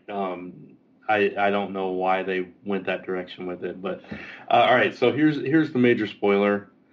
One of the major spoilers, the person that gave this kid the information, which is the kid, I keep calling him the kid. His name was Ray Sean. He goes by Sean, so we'll call him Sean. He's not going to matter by the end of this series. But yes, that's true, but yeah, for the purpose of today, we'll call him Sean. So the person that gave Sean this information, this flash drive, was Rick Jones. Mm-hmm. And Rick Jones is being held captive by Captain America. Because he gave that flash drive. He's in prison, yeah. Yeah, and something worse happens to him later on, but which we won't spoil. We'll try not to spoil that, but something definitely big happens at the end of this issue that's very emotional, and you can probably already guess it from the way I'm talking. So now that the spoiler's out, we'll get to that at the end. So keep going. All right, that's fine. All right, so he's Rick Jones has this blind faith in Cap that he's going to go through this. Everything's going to be fine. But at the same time, Rick Jones, he hacked in and he's got this information, and I think it involves the Cosmic Cube. I think he knows what happened, and he got that information to the Resistance, but the Resistance is ignoring it. Exactly, and they can get the Cosmic Cube first, and I think that's how they're going to fix Cap, possibly, is they're going to get the Cosmic Cube first somehow, or there'll be a struggle for it, and what's going to happen is Hydra wanted to make a Hydra U, and I think this is why, if you remember the vision where you had Miles killing Cap, I think that's going to happen, but then the Resistance is going to get the cube and redo time, and in a way, I hope they don't do that, because then that means everything that happens in this event, including what happened at the end of this issue, won't matter, because in the end, it's all going to get undone. And it's going to be like because think about it. They already said Legacy comes after Secret Empire. Yeah. How are you going to do Legacy with all the original characters unless you use the Cosmic Cube and you undo a certain amount of time? See, I don't want this to become Secret Wars again, where it's this alternate. And I think reality. that's where they're going. And see, this is Yeah. why our friend Jay kind of mentions, Marvel always does their events, and it starts off amazing, and then by the time we get to that last issue, we're like, oh, Jesus, really? Yeah. No, I completely agree with you. And I hope that that doesn't happen here. I hope that they actually deliver. What I would rather see, now, obviously, they're going to have to rewrite something to get Bruce Banner back. Right. And hopefully, some other characters back. So they're going to have to do some kind of rewriting, but I don't want it to be just like erased. I want, and it's what I was talking about earlier, I want Cap to feel the weight of everything that he's just done. Right. So what they could do also is the Resistance gets it first, right? Mm-hmm. They bring back, instead of going back in time, the Cube, they ask the Cube to bring them the original, heroes again. So we get the original Thor back, we get the original Hulk back, and they fight against Cap, and then the next thing the Cube does is it fixes Cap's mind. That's my other prediction, where they stay in the present, they don't erase everything that's just happened in Secret Empire, but at the same time they fix Cap, they bring in the original superheroes, and most of them are going to stay. We know Logan might not stay. We know a few of them probably won't stay then, because if Logan's not staying, a few others won't. The original Wolverine is supposedly coming back in Generation. And this could lead into Generations too, by the way, where you bring the original heroes back, and then then some of them go back, some of them stay. But then after that, you got the Avengers, the originals, take down Hydra, and that's how the series might end also. I don't know. See, there's a lot of possibilities for the ending, but I know it's going to surround the Resistance getting the Cosmic Cube first, or something, maybe even the Infinity Gauntlet. You never know. Yeah, something, something like that, definitely. I just, say what you will about this story, and whether it's tasteful, tasteless, whatever your opinion is on it. I don't see any Nazis in this though, so anybody who's gonna scream Hitler, Nazis, I'm sorry. The only thing I see is Hail Hydra. Arnim Zola, but I mean, he's not even straight up Nazi anymore. Yeah, but... and you don't see them saying Heil Hitler though. They're saying Hail Hydra. Yeah, true. So, but going back to what I was saying, it's just, I really think the interesting story about all this is the repercussions. If this really has an impact and an effect on the Marvel Universe as a whole, yes, seeing these characters that are so, especially somebody like Captain America, who is so proud of his country and proud of fighting for his country, to realize that he fought against it and sided with his greatest enemy, basically. What that's going to do to him, and what kind of stories can build out of that feeling, I think would be really interesting. That's me, though. Yeah, especially the ramifications of what happened in this issue alone. Right, absolutely. Right. Yeah. So, I don't know. I'm willing to stick through it. Like you, I was not looking forward to this at all. I was not excited for it. I was wanting to skip it, but then, as we talked about many times on Frontline Live, every book ties into it, so it was almost impossible unless you just stop reading Marvel for a few months. And I can't do that. But I could have, but I was gonna just ignore it. I would have read like fringe books that didn't matter as much to this story, if I could find any that weren't tied into it. Right. But like, it's the books that, I'm now excited about, like X-Men Gold, is tying into it. And it's like, I don't want to stop reading that book now that I love it so much. I mean, it's been my number one book for the first two issues. You know what I mean? Mm-hmm. So, it's, where was I going with that? You don't want to give up on books because they're in the event, so you decided to try out the event. Yeah, exactly. So, I read issue 0, and it's like, you know what? That wasn't that bad. It was actually pretty good. I agree with you. The main story art was not my cup of tea, and the art in this issue was much better. Much better. I thought the art was very good in this issue. I really did enjoy it. I did like it a lot more. Yeah, and that specific scene that we keep dancing around at the end, I thought the shot for that, the panel work for that particular scene, was just a thing of beauty. It was heartbreaking. And the last page, it's like you see that Cap has finally made the final plunge, so to speak. Yeah, exactly. So just, I mean, I hate if you because you made me read this, and I was like, I wasn't gonna read it. Well, I was yeah, gonna read it, but I wasn't gonna talk about it. And now I like it, and I'm probably gonna buy the main series. But what I was told was, don't worry about all the other tie-ins. They don't matter as much as Steve Rogers, Sam Wilson, and this. So what I'm yeah, thinking is I'll skim over Sam Wilson because I've never been a fan of the character. mm, Regardless, Falcon, Captain America, Nomad, whatever his name is, I just don't like the character. Never really interested me as more than a backup to Cap. mm, So I will uh, skim the book, but obviously Sam Wilson is going to be important because he's against Cap, so yeah, he's going to be the against. Captain America is going to be more of what's going on in Steve Rogers' mind at that moment. So I'm mm, going to skim both books. I'm not going to just say I'm skimming Falcon's book. I'm skimming both books because I don't read Cap, and I haven't read Cap. So I really, honestly, I have not read all these setup.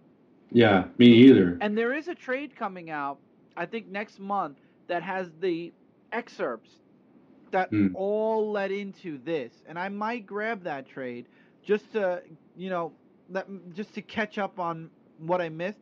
But I'm not going to go back and read 20 issues of Cap, Steve no, no, Rogers and 20 issues of Sam Wilson Cap. I'll just skim the issues now and see, get an idea of what happens in them, and then I'll just go back to Secret Empire again. I mean, and yeah, I it's will skim the others too, like the Uprising and the Resistance and whatnot. But again, I think the one series that because there's just too many tie-ins. Then it's like you're throwing a whole barrage of other books into your read pile.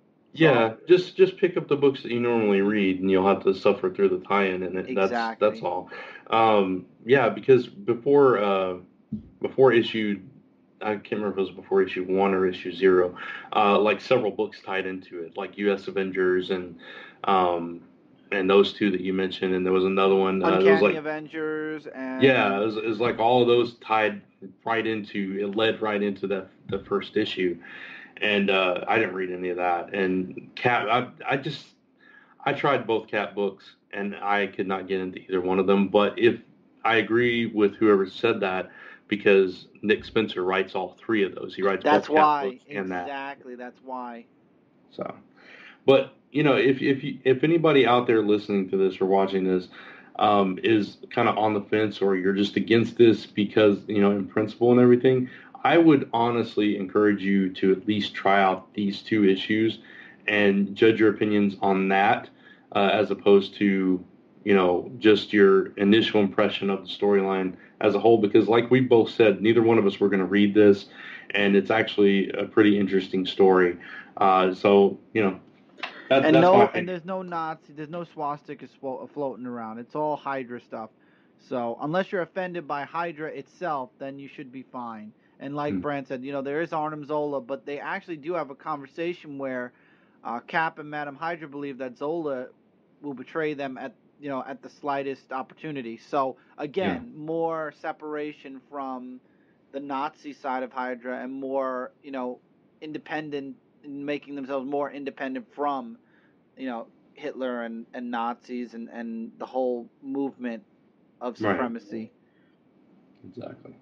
Now they want to be just the supreme period. And I would love a what if book, like what if Hitler won and then Hydra turned on him and basically the world became Hydra anyway. That would be interesting. Yeah. And see, I think that is what they're kind of painting the picture of what it would have been had the Germans won World War II. I think that's the picture that they want to paint. Yeah, That Hydra always had its own agenda, and they wanted that power, and they just used somebody in power to get it. Yeah, and I was just gonna say, they didn't even want to bring back Hitler either. They just talk about wanting to be in power. They Yeah. have the opportunity to bring him back, and they don't even give a crap.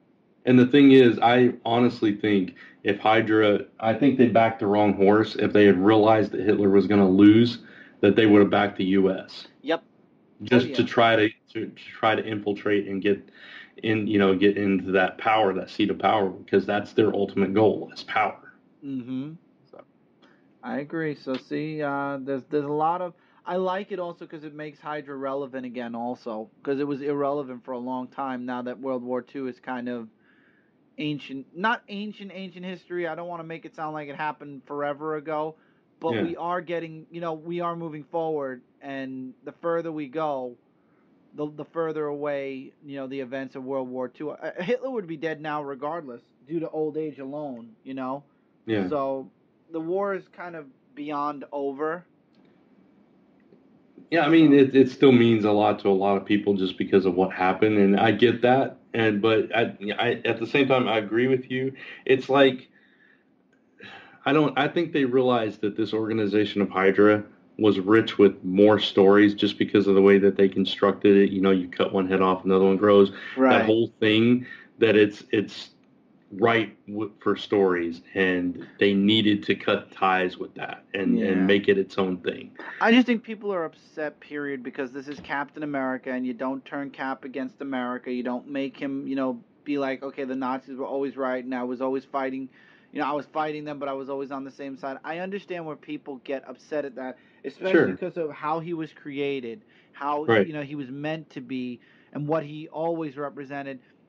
And I think that's kind of why, and I don't want to go into what Marvel's done, because I don't want to spoil it for everybody, but Marvel, realizing they were under not just fire, but they were under hellfire and lava and whatnot, they actually went on a news program because it was so bad, and they actually spoiled, not the ending where they told you exactly what happened, but they did say how the event is going to end, to appease, because there was such a horrible, old fans, new fans, every kind of fan you could think of had such a backlash to not just the Hail Hydra, but the fact that now there's an event that's based off of this. Yeah. And, more than that, they, in recent years, because of the Avengers movies and because of the Captain America movies, they have built this character beyond, what he was. He's become like a national icon because more people are aware of him and his story now than ever. And, he's like on, everywhere. You know what I'm saying? From the box office, from the movies. And, then you go and do something like this, and it's like... Even Chris Evans was like, Hydra? Never. Yeah. Yeah. It's just... they needed to do that. They needed to do that to explain where they were coming from with the story. And, yeah, it's just a story. And, yeah, some people maybe, like they do with anything, maybe taking their emotions too far with this, because it is just a comic book story that will end and change, and that's just the nature of comics. You tell a story, it gets undone a few years later, something else is done, and it's, rinse, repeat. That's just comics. Right. And he's not going to be the first. He's not the first, and he won't be the last person that they change up for an event and then change back again. Yeah. But I'm glad they did that just to let people know. It kind of spoils things for, the faithful readers that like surprises and like to, keep things close to the vest. Me, and I tried not to listen to it. I only know the abbreviated one sentence describing what they said kind of deal, because I don't want to know how they're going to end Secret Empire. Right. It's 9 issues long, 10 if you count issue 0, and we just started. This is going to go till when? We have July, so go ahead. No, I don't know. I don't know how many issues they're putting out a month, because if it's like Secret Wars, weren't they putting out 2 a month? Or I think they're doing 2 a month for this also. Let me check. I have my previews book with me right here. Okay. I'll tell you right now. You go ahead and talk, and I'll look for it, and I'll let you know in a second. Okay. Yeah, no, I agree with you. I don't want it spoiled, but at the same time, with so much backlash like you explained, they 2 a month. Okay. 6 and 7 are July. Right. Okay. Gotcha. So it's going to end in August. August will be 8 and 9. Unless it's delayed, and then we can say September. Well, this is it's Marvel. This is Nick Spencer, though. Maybe unless the art is behind, right? I think we should be all right. Or unless they decide, hey, this needs another issue, like they've done before. I think they knew in advance, and that's why they just threw out 9 instead of 8 right away. Okay. So, it was important for people to know, I guess. And, still, I think people, if they want to hate it, they're going to hate it. Yeah. Whether they read it or not, if they don't like the direction, fine, that's your prerogative. Don't read it. but it's a story. Again, it's just a story. I think people, what'll happen? People won't read it now. They'll wait till the event's over. They'll see the repercussions. They'll see that, this is normal comics. There's an event, things go back to a semi-norm, and then something else will happen, and then things go back completely to normal. And then, Yeah. 3 years from now, they'll see the trade on the stand somewhere, and they'll be like, this is the event I didn't want to back then, but I'll buy it now because it's so old and it doesn't matter anymore. And that's when they're gonna read it and they're gonna be like, oh wow, I made a mistake, maybe. It's like, I can understand, like, in a TV show or something, like, okay, I'm trying to think of a good example. Okay, Jack Bauer from 24. U.S. hero, always doing the right thing to protect this country, faithful to the president. Okay, he switches, he turns, and he kills the president and becomes, Al Qaeda. He joins Al Qaeda somehow. I don't know, whatever. You know what I'm saying? I can understand being upset about that and never watching that show again because you can't undo that. That's not going to change. It's just that's something you can't come back from, right? In comics, it's completely different, and I think a lot of people don't realize that aren't comic fans, but it's completely different. Anything that's done in comics can be undone. And believe me, it can be forgotten already. Yeah, it can be written out of history. There's 10 million different ways to say, oh, he was possessed by a demon. Oh, it was a cosmic cube. Oh, it was this. It was that. The cosmic cube is the eternal reset button. And that, as long as the cosmic cube and the Infinity Gauntlet exist, there will always be a way for the Marvel Universe to have that reboot button. It's literally a button push away. Yeah. And, let me just cap this off, no pun intended, with saying that I don't want Captain America to be Hydra. I don't think any of us do, not you either. It's not what we want, and I'm not defending that. You're defending the story and the thought of, this isn't, this is what the event was made for, was this, right. And then it's over. Yeah, because I wonder if people will say, oh, well, you were bashing on this, now you're flip-flopping kind of thing. And the thing is... I bashed on it. I made fun of myself. The thing is, though, on Frontline Live, we give our initial opinions when we hear about stuff, and we say, oh, I'm dreading this, I don't want... But I'm going to try it because it's something new, and that's what we do, especially as reviewers. That's just what we do. We try things out, and then we base our final opinions on that. It's an informed opinion. We can have that initial reaction, that gut reaction to, oh, that just does not sound like something I'm going to like. And then we try it, and either we're going to love it, hate it, or be indifferent towards it. And I actually really kind of like this. So that's where that's coming from. And I think especially for reviewers, it's important to stick with the big two right now. I know, we used to have the philosophy when we were DarkAvenger Inc., when we started our reviews, our philosophy was Marvel and DC are getting enough exposure. We need to, independents need the spotlight now. Sure. And the same thing with comic related. We had the same mentality. Mm-hmm. Yeah. And the problem now is so many people, and I've noticed this, and this was before Rebirth, so many people were against DC. Now, so many readers, so many reviewers were against DC that when Rebirth happened, they realized it, and Rebirth happened. Thank you, everybody, for being against New 52 enough to make the the corporate realize, hey, we made a flub up. But now, so many people are against the big two, and so many people are talking. Oh, I enjoy reading. I like reading Valiant. I like reading, which is great. It's wonderful because these are the companies that for so many years were fighting the behind DC and Marvel to make to make a mark, and they finally are now, which I would never want that to change. But now you have so many people who are talking against Marvel and talking against DC, don't want to be bothered. You say Marvel and they're like, I don't even read Marvel anymore. I'm not interested.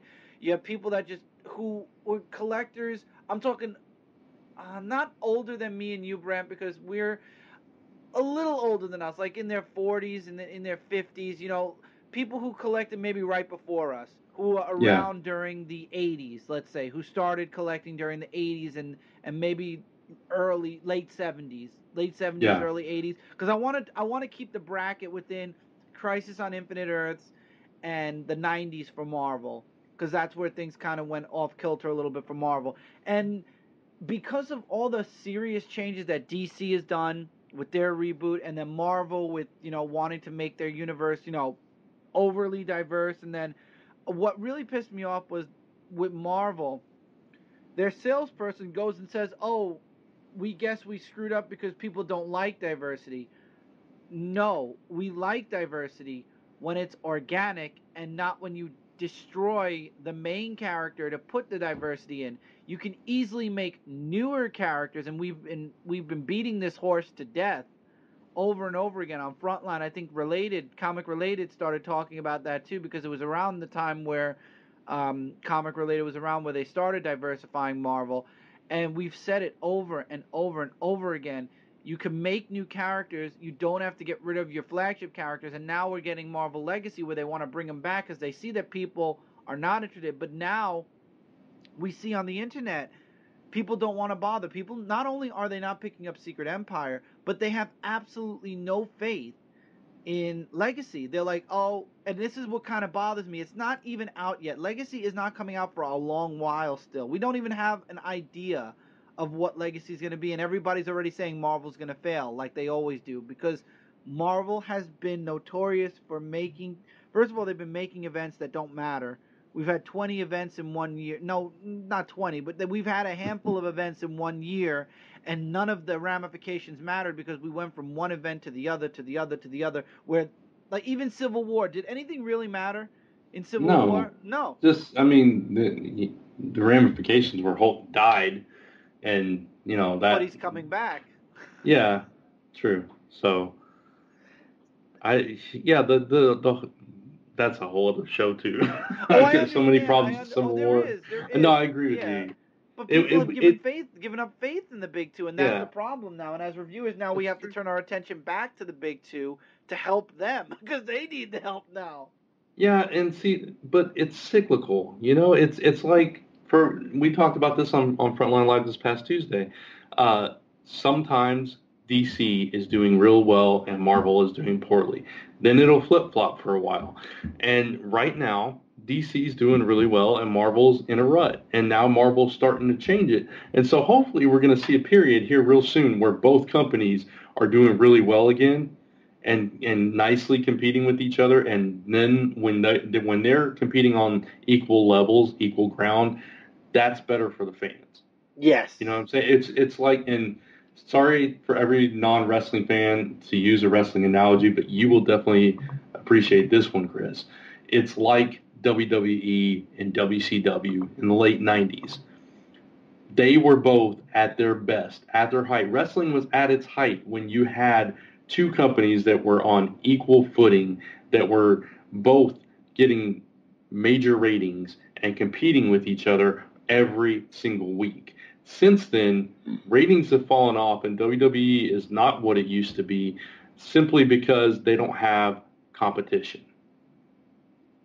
Yeah, exactly. See, and I think when one of Marvel or DC, when they're not putting their best foot forward and they're not delivering, and people are like, oh, I don't read Marvel anymore, I'm reading DC, or I don't read DC anymore, I'm reading Marvel, then you have a problem, because you're not, the fans aren't getting served the best stories they possibly could, because there's not that pressure to outdo. You know what I'm saying?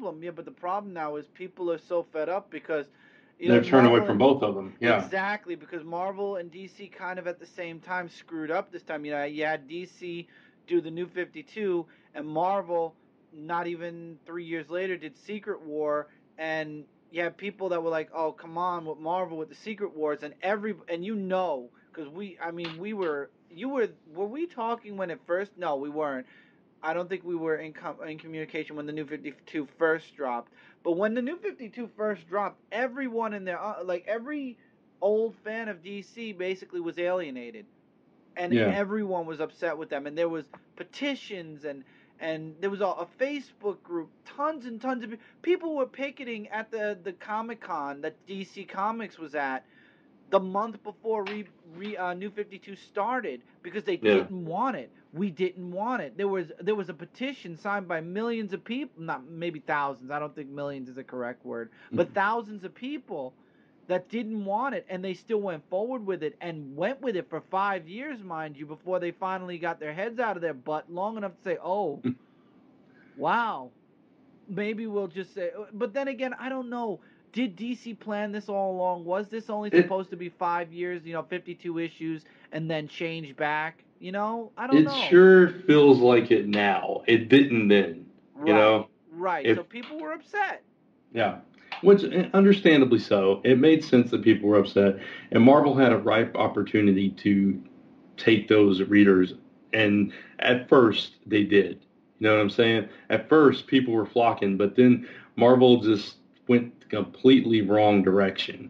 And then gave us event fatigue, like we've talked about ad nauseum. That happened at the same time as New 52, though. If you remember, it did, but it was a gradual build. Right. Yeah. At first, it was just one event a year, then 2 events a year, then 3, then mini events with this year. I think it got ridiculous. Yeah, and not only events, it was also changing the core of every single book and every single character that they had. Yes. And that's why legacy is so important. And I know we're going off on a tangent, but Secret Empire is leading into legacy, so it still ties in. And a lot of people have walked away from Marvel, so we're trying to defend. We defend the independence, but at this point, people are talking against Marvel and DC before giving anything new a try now because they're so tired of it. Right, and I would urge you to look into this, at least if you don't jump back in with both feet. Keep your eye on the news and look into legacy when it happens, because I think they've realized, and especially with the success of X-Men Blue and Gold, which both of those books took the X-Men back to the core of what they are, and brought those, and Venom bringing Eddie Brock back, and just little things here and there, and I think they're slowly rebuilding their universe to more familiarity with what longtime readers are going to know. And it's going to be different. It's going to be, they're going to have grown and they're going to have come through all this, but it'll still be more familiar than what we're getting now. And if they do it right. Now, there's definitely a possibility they could mess this up too. There's definitely a possibility DC could mess up Rebirth once the Watchmen thing culminates. There's all kinds of possibilities that all this stuff is going to suck, but there's also possibilities that it's all going to be brilliant. It's comics. So if you're done reading comics, you're done reading comics. There's nothing we're going to say to you that's going to change that. Right. If you're done with Marvel and DC and there's no hope and you don't care, same thing. But if you're like us, where we want to love these characters and we want to see good stories from them, and we're just frustrated because we're not getting them, then we're talking to you, because I think you should pay attention. Right. I mean, there are some people that are just done. I mean, there's just which some is people fine. that are, I mean, they're at the point where it's like, you know what? I'm, comic books, I have my memories, I have my back issues, I'm very happy with what I have. And that's that, and this isn't like saying, I'm 90 years old or 100 years old and I'm done with comics now. These are younger people too that are just, they're done. They've had their fill, and they just can't. They don't want to deal with the new stuff. They just don't. They'll go back and read old stuff, or they're just done, and that's understandable too. Fine, But I'm just saying, I still believe, it's like saying, only the older writers were the best. Now the new writers suck. I mean, there are some new writers and new artists that are terrible. I'm not going to sit here and say, everybody's just a wonderful breath of fresh air for everybody. But and it's beautiful. Not everybody was great back then either. Let's just there's great comic writers. There's not so great comic writers, and all of it is subjective and to your personal taste. Did you see Rob Liefeld's new drawing style for Deadpool? No, I did not. Oh, you should check out the Deadpool variant that's going to be coming out soon. I couldn't believe that was Rob Liefeld's artwork. It is so different. Really? Because I read This is a total sidetrack again too, but I read Youngblood, and he had a backup story, and he wrote and drew the backup story, and it looked just like his regular art. Well, for the cover, for the variant cover, it looked so like it didn't look like the disproportions and whatnot. Yeah. And it was like, whoa, did he really draw this? Whoa. You're looking for it, aren't you? I am. Is it there? Is it Spider-Man? Is it Spider-Man Deadpool, or just Deadpool? It's just Deadpool on the cover. Well, I know, but which book is it for? I wish I could tell you. I can't remember off the top of my head. I remember. Okay, what's it look like? It looks like Deadpool jumping towards the audience on the cover. Okay, that's not it then.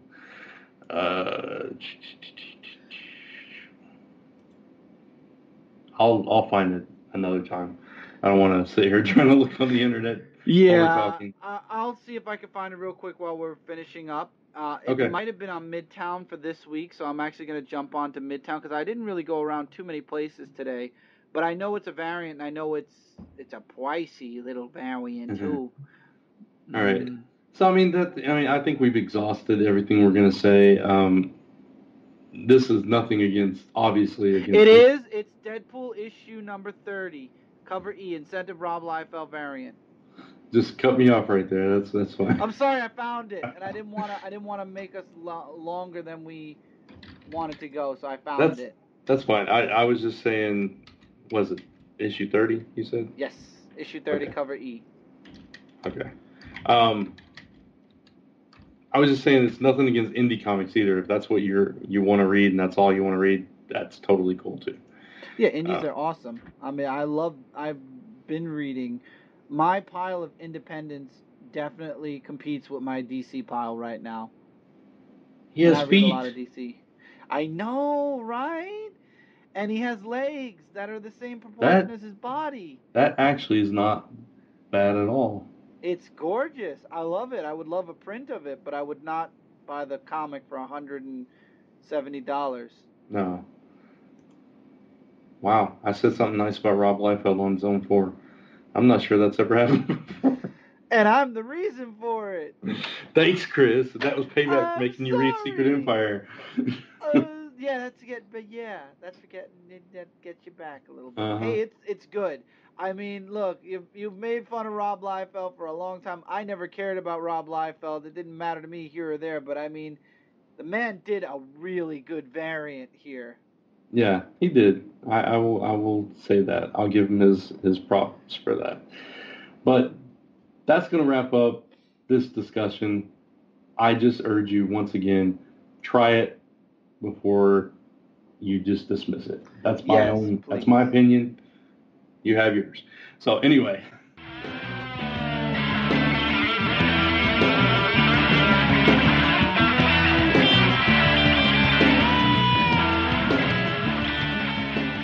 What's coming out and going on?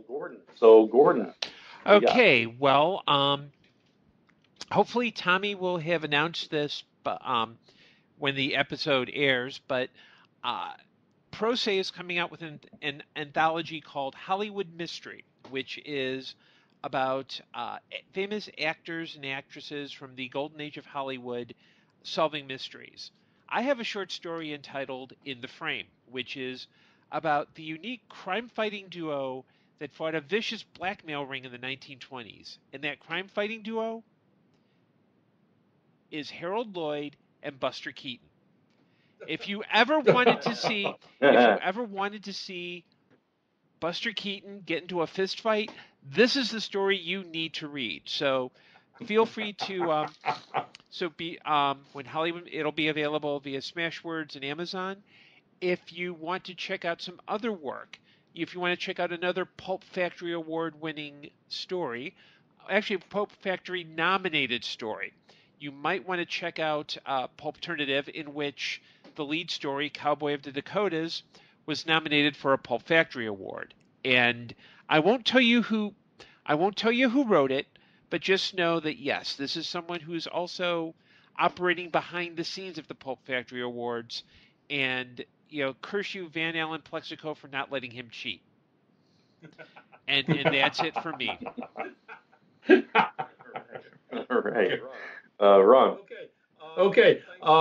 Thanks to Gordon's help early in the episode. I did mention the fact that I've got this 8-page Brother Bones primer, which is going to be available tomorrow at www.luckycomics.com for a free download. Please check it out.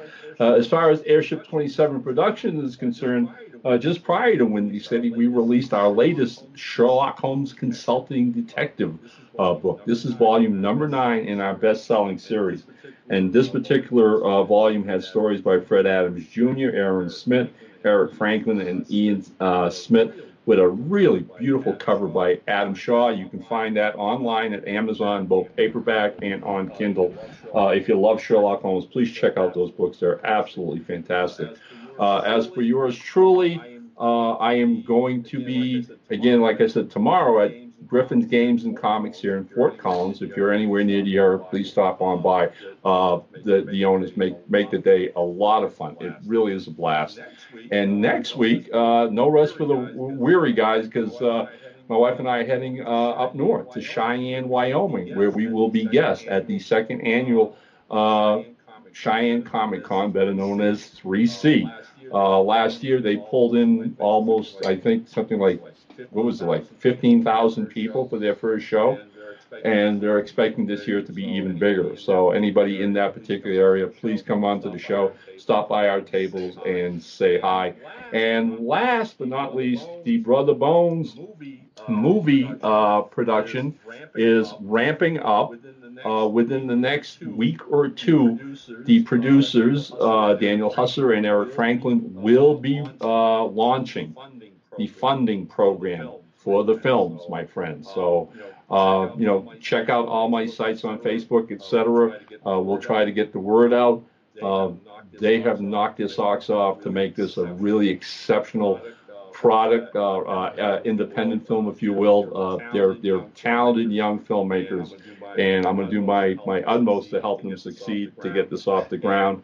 And the other exciting news, guys, is also within another couple weeks they will be casting for the film, and that's wicked excited. I will keep everybody posted, not only here on Zone 4, but on the Airship 27 podcast that I do with my partner, Rob Davis. And episode 27, my lucky number, should be airing sometimes next week. Brant will give you a heads up about that. That's what I got going.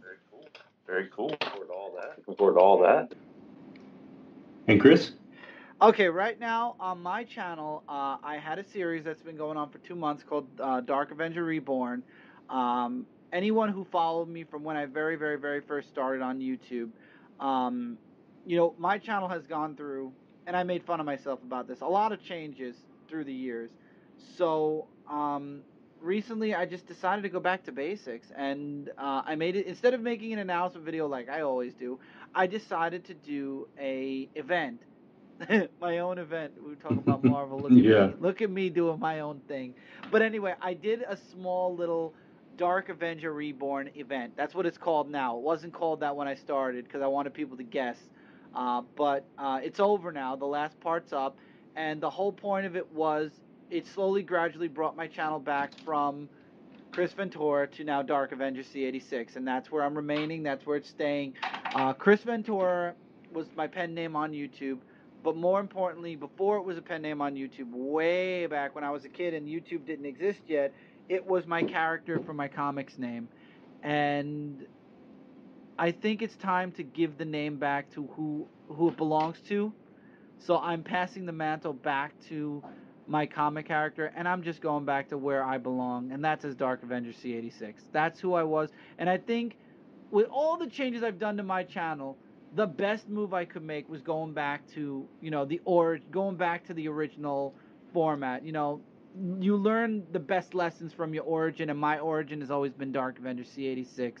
So that's really the major thing that's going on right now. I will be doing a podcast on my channel probably as this is going live. It should be live on my channel. I'm hoping to be recording this as we're recording Zone 4 the same night, and have that up on my channel. But I will be making a podcast explaining the whys and what that means for the channel, and stuff like that. But that's like my major news. Other than that, it's just the normal. It's a podcast episode 2 should be coming soon. My uncle just passed away, so that's kind of slowed the process of doing stuff down, for the past week. And it's ironic that we actually are talking about Nazis in World War II. My uncle actually served in World War II, and he got a salute at the cemetery for serving. And that's up on Brooklyn Boys. If people want to see that, Michael actually recorded that segment of the burial. But other than that, it's just the normal stuff from me. It's just Dark Avenger Reborn I really want to push because I want people to really know I went back to basics. And it's really cool because at the same time, a lot of older, like, as they call it, Generation 1 YouTubers from the comic community are starting to come back as well, which is a good thing. So this kind of happened at a really ideal time for everyone. So it's kind of cool seeing older reviewers coming back, like the original gen coming back, so to speak, and then my channel going back to its normal name as well. Cool. Awesome. And as for me, first for Zone 4 proper, obviously our anniversary month didn't go quite according to plan. Due to some unforeseen circumstances, namely my mother moving from Kentucky to Texas and us taking 2 or 3 weeks to get that done. So that took a lot of time. And conventions and different things in the way, so I apologize for that. But we do have some stuff coming up. Ron actually already, jumped the gun and announced that our Patreon was coming online. But that's all good. It actually is. I did? When did I do that? You posted the video, remember? The video. Yeah, the video, Ron. The video. The infamous video. If I got egg on my face, I am so sorry. No, it's fine. It's totally fine. We had a laugh about it if you remember, but it's all good. The Patreon page is nearing completion, so that will be up very soon. I will keep you guys posted on our social media, of course.